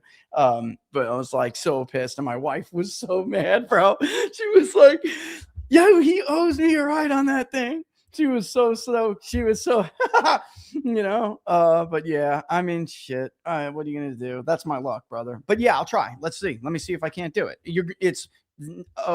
Okay, so that's the day you'll be there. Okay.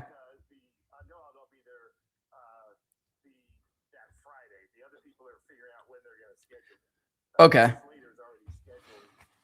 Oh, that's awesome. And no, vaping's definitely not healthy. You're absolutely right, CR2. And we all got our vices. Okay. At least I don't. It could be opiates still. It's just vapor. But yeah, it's not good for you. But yeah, you're going to just Cerno's thing. You know about that? Or it was like, I don't know. I'm wondering if it's the same week. You remember the Night for Freedoms? Do you remember those? Yeah, he said, yeah, he is. He is. And let me get the date. See, because yeah, yeah, to screw. No, it's January this year. It's January. Yeah, I was like, I'll go, and he was like, yeah, man, we'd love to have you. I'm like, oh, I'll be there, bro. I'll be there. That's always a good time. But I'm wondering if it's the same week, because obviously, but. All right, yeah, let me do that. Let me get back to they're over here waiting on me. Let me talk to you and shit. But yeah, we can do this, man. We can have this done by then, 100%. All right, brother. Happy New Year if I don't talk to you before then, okay? Later.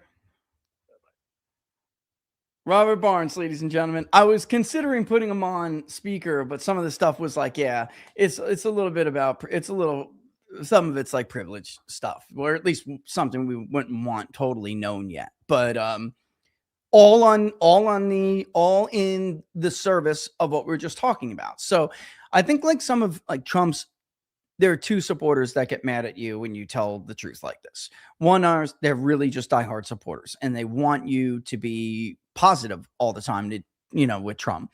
And the same thing happened with like Obama supporters, and it's just the way people are, and Biden supporters. There's another one though, and those are they're chameleons and they're complete cons. They were all DeSantis's supporters in 24, or Ted Cruz's supporters, or Mike Pence. They were just fakes. They're not MAGA.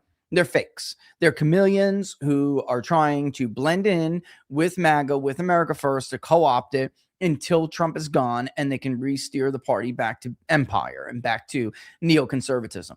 That group is another group. They're maybe even more vocal than the true supporter that criticizes you when you simply point out what's wrong. But like me and Barnes have been pretty hard on the Trump administration this year.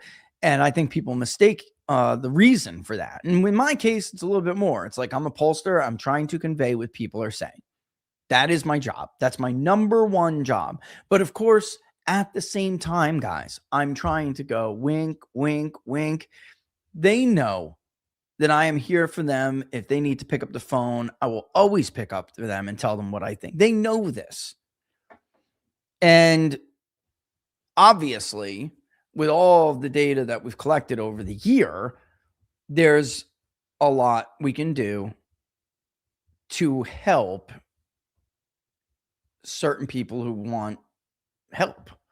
And that's all. I don't want to blow too much of it here, but that's it. So there we go. Yeah, what else? What was I saying before Barnes called? Basically, that's it. Oh, I was going to reiterate to be safe for New Year's. I am going, personally, I'm keeping my butt home, my kids, and I'm going to make a wonderful dinner for my family.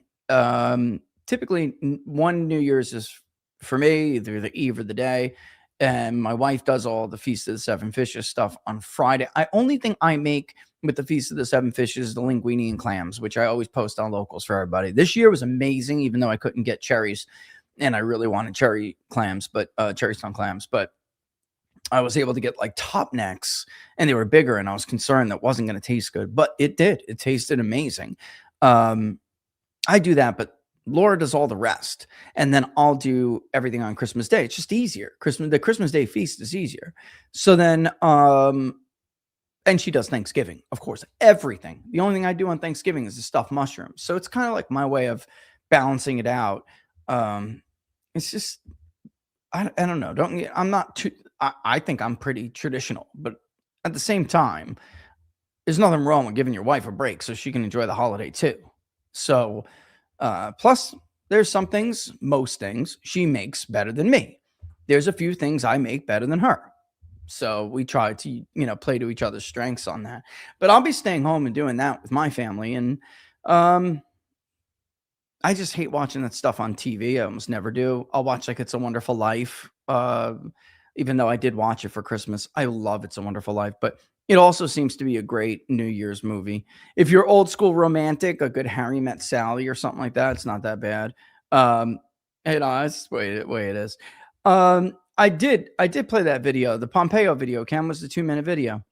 That was it. I interrupted it though, halfway through. And then there's like 30 seconds left. It's 2 minutes and 33 seconds. There's about 30 seconds left. Actually, it's 33 in the dot. We don't even need to do it anymore because, the point is made. How many more times are we going to go through it? He keeps saying the same stuff over and over again. And I was making clear that they're going to try to change this definition to try to box out the debate because they know they have lost the debate. And that's something else that people should understand. Like, the data is circulating around Washington for months and months and months, and not just me, but many others. They know that they have lost this debate with the base and with the younger crowd. To attempt to put more people in boxes in an effort to try to deal with the fact that you lost the argument is just a continuous stupidity. It's the worst decision you can make. The worst decision you can make. Maybe the only other thing you could do is maybe attack, Jack Posobiec for holding up a rosary on Christmas, by the way. That's just, oh my God, the stupidity of these people. And let's just say this.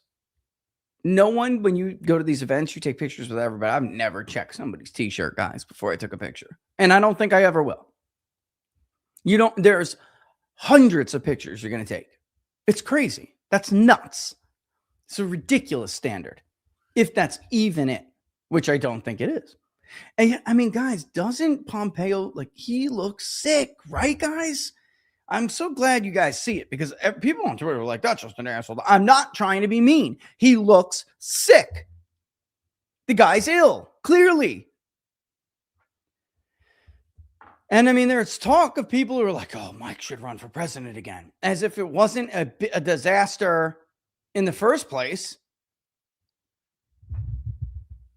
You're going to do it all over again with him looking 40 years older and 20 pounds younger. And you know what I'm saying he looks like, because I see some of you guys. I mean, I grew up in the 80s. Dude looks ill. You understand what I'm saying? Dude looks ill. Yeah, of course he's got every right to hold up a rosary. And you know what the funny thing is, CR Tune? I was right there with him. I patted Jack on the back as he went off stage. Went on stage. Went through the VIP here. I'm like, yo, man, go get it, bro. He's like, you can stay and watch. You can stay and watch. Go get it, bro.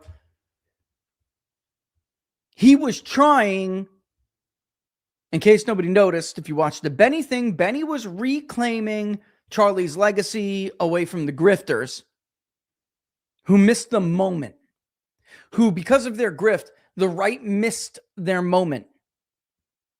And then Jack, who's been around a long time, was coming out as the comforter. He was playing the comforter role. And the one who's like, be hopeful still. Glory to God. That's what he was doing. To say, oh, this guy's the worst grifter in Trump's orbit, hiding behind his rosary. Despicable. You weren't fucking there. Just gross, man. Just gross. Really gross. So there's some hateful, really mean people. And, you know, little warning on the right. There's a lot of people wondering, a lot of good people wondering why they even do this anymore. And of course, I know they'll wrestle with it for a little bit. And because these guys are patriots, they'll continue doing what they're doing. But the vast majority of them will. But between how nasty it's become, even not just taking fire from the other side, but even from within your own ranks, and how dangerous it's become. Because it has. A lot of people are wondering, what honestly is the point anymore? Especially if they're disappointed in this first year. And that's, I think that's kind of profound. But thankfully, these guys, like I said, you know, they're patriots, and they're going to continue on despite the fact that the toll, it weighs on you after a while. It does. All right, again, I hope you all, I'm going to kick rocks here now. I hope you all have a very, very happy New Year. I hope you had a great Christmas, which I did. I hope there's a lot of good things to come this year. I know there are a lot of good things to come, actually, and some things I can't even bring up yet, but I know there are a lot of good things to come. And we should realize some gains from things that have already been accomplished that take time. You know, and I'm going to be an eternal optimist. Which is, if you're a Christian, how could you, it's almost, well, at least in this world, how could you be an eternal optimist if you read the, you know, Revelation? Well, because that's the way God built me. I don't know how to quit. I don't care what people say about me. I don't care what they drug up every 2 seconds. Like these guys use the same shit over and over again. That slander against Matt Gaetz is like unbelievable. You know who else has a mugshot dummy? Donald Trump. Nobody gave a shit. 31 felonies. Nobody cares, bro. Nobody cares. And he wasn't even convicted anyway. What are you talking about? He doesn't even have a shot. He wasn't convicted. It's just dumb. It's the same shit they do to me. Bro, I have a gun. Many guns. I vote, dummy.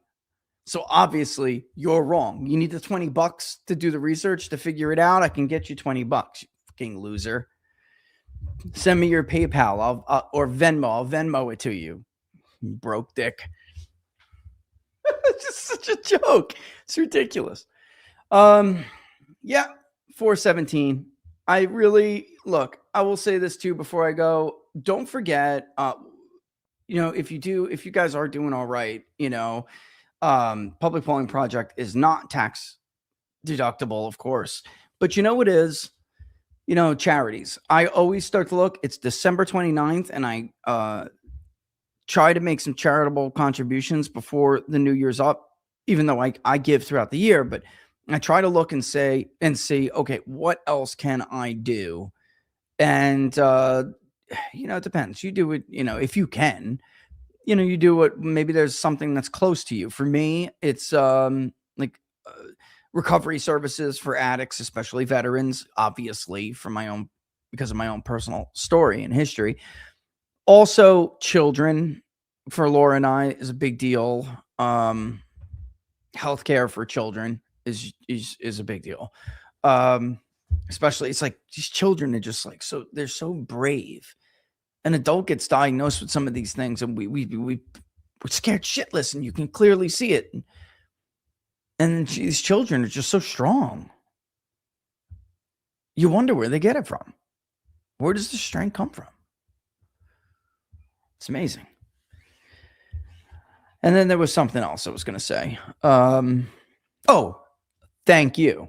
That's what I was going to say. It's another year, and it's been a tumultuous one, but it's been a very successful one. And it's because of you guys. And, we love you for it. I don't really, I'm a short and sweet kind of guy, but that's it. We love you for it. And the Public Polling Project, even though, I would love for it to do better, it did all right this year. We went quarterly for a little bit. Locals is growing. Again, like I feel like a big part of that is because I do have like so many people who live on the internet. That's how they make their money, and that's it. For us, we don't, or we didn't. Ours comes from an actual business that we run, which frees us up to say basically whatever we want to say about it, about things, and to be truthful as possible. But because of that, we've been rewarded anyway from streams, locals memberships, YouTube memberships, and we just freaking love you guys for it. I mean, it's really it. I mean, we really very much appreciate you. It's so as long as as long as you guys are still here, we'll still be here, and that's it. All right, I'm not a softie, so enough of that. We love you and appreciate you, and we hope you have a great new year, Laura and I both. Again, just do us your solid and stay safe. All right. And I hope you enjoy it with you and your family. All the best, guys. I'm going to roll. Happy New Year. I'll see you on the other side. Except for you locals. I'll see you I'll see you as I drop in to do maybe another one of those trips to go get my kids something to eat. Wasn't that funny? That was a blast. Love you guys. See you soon.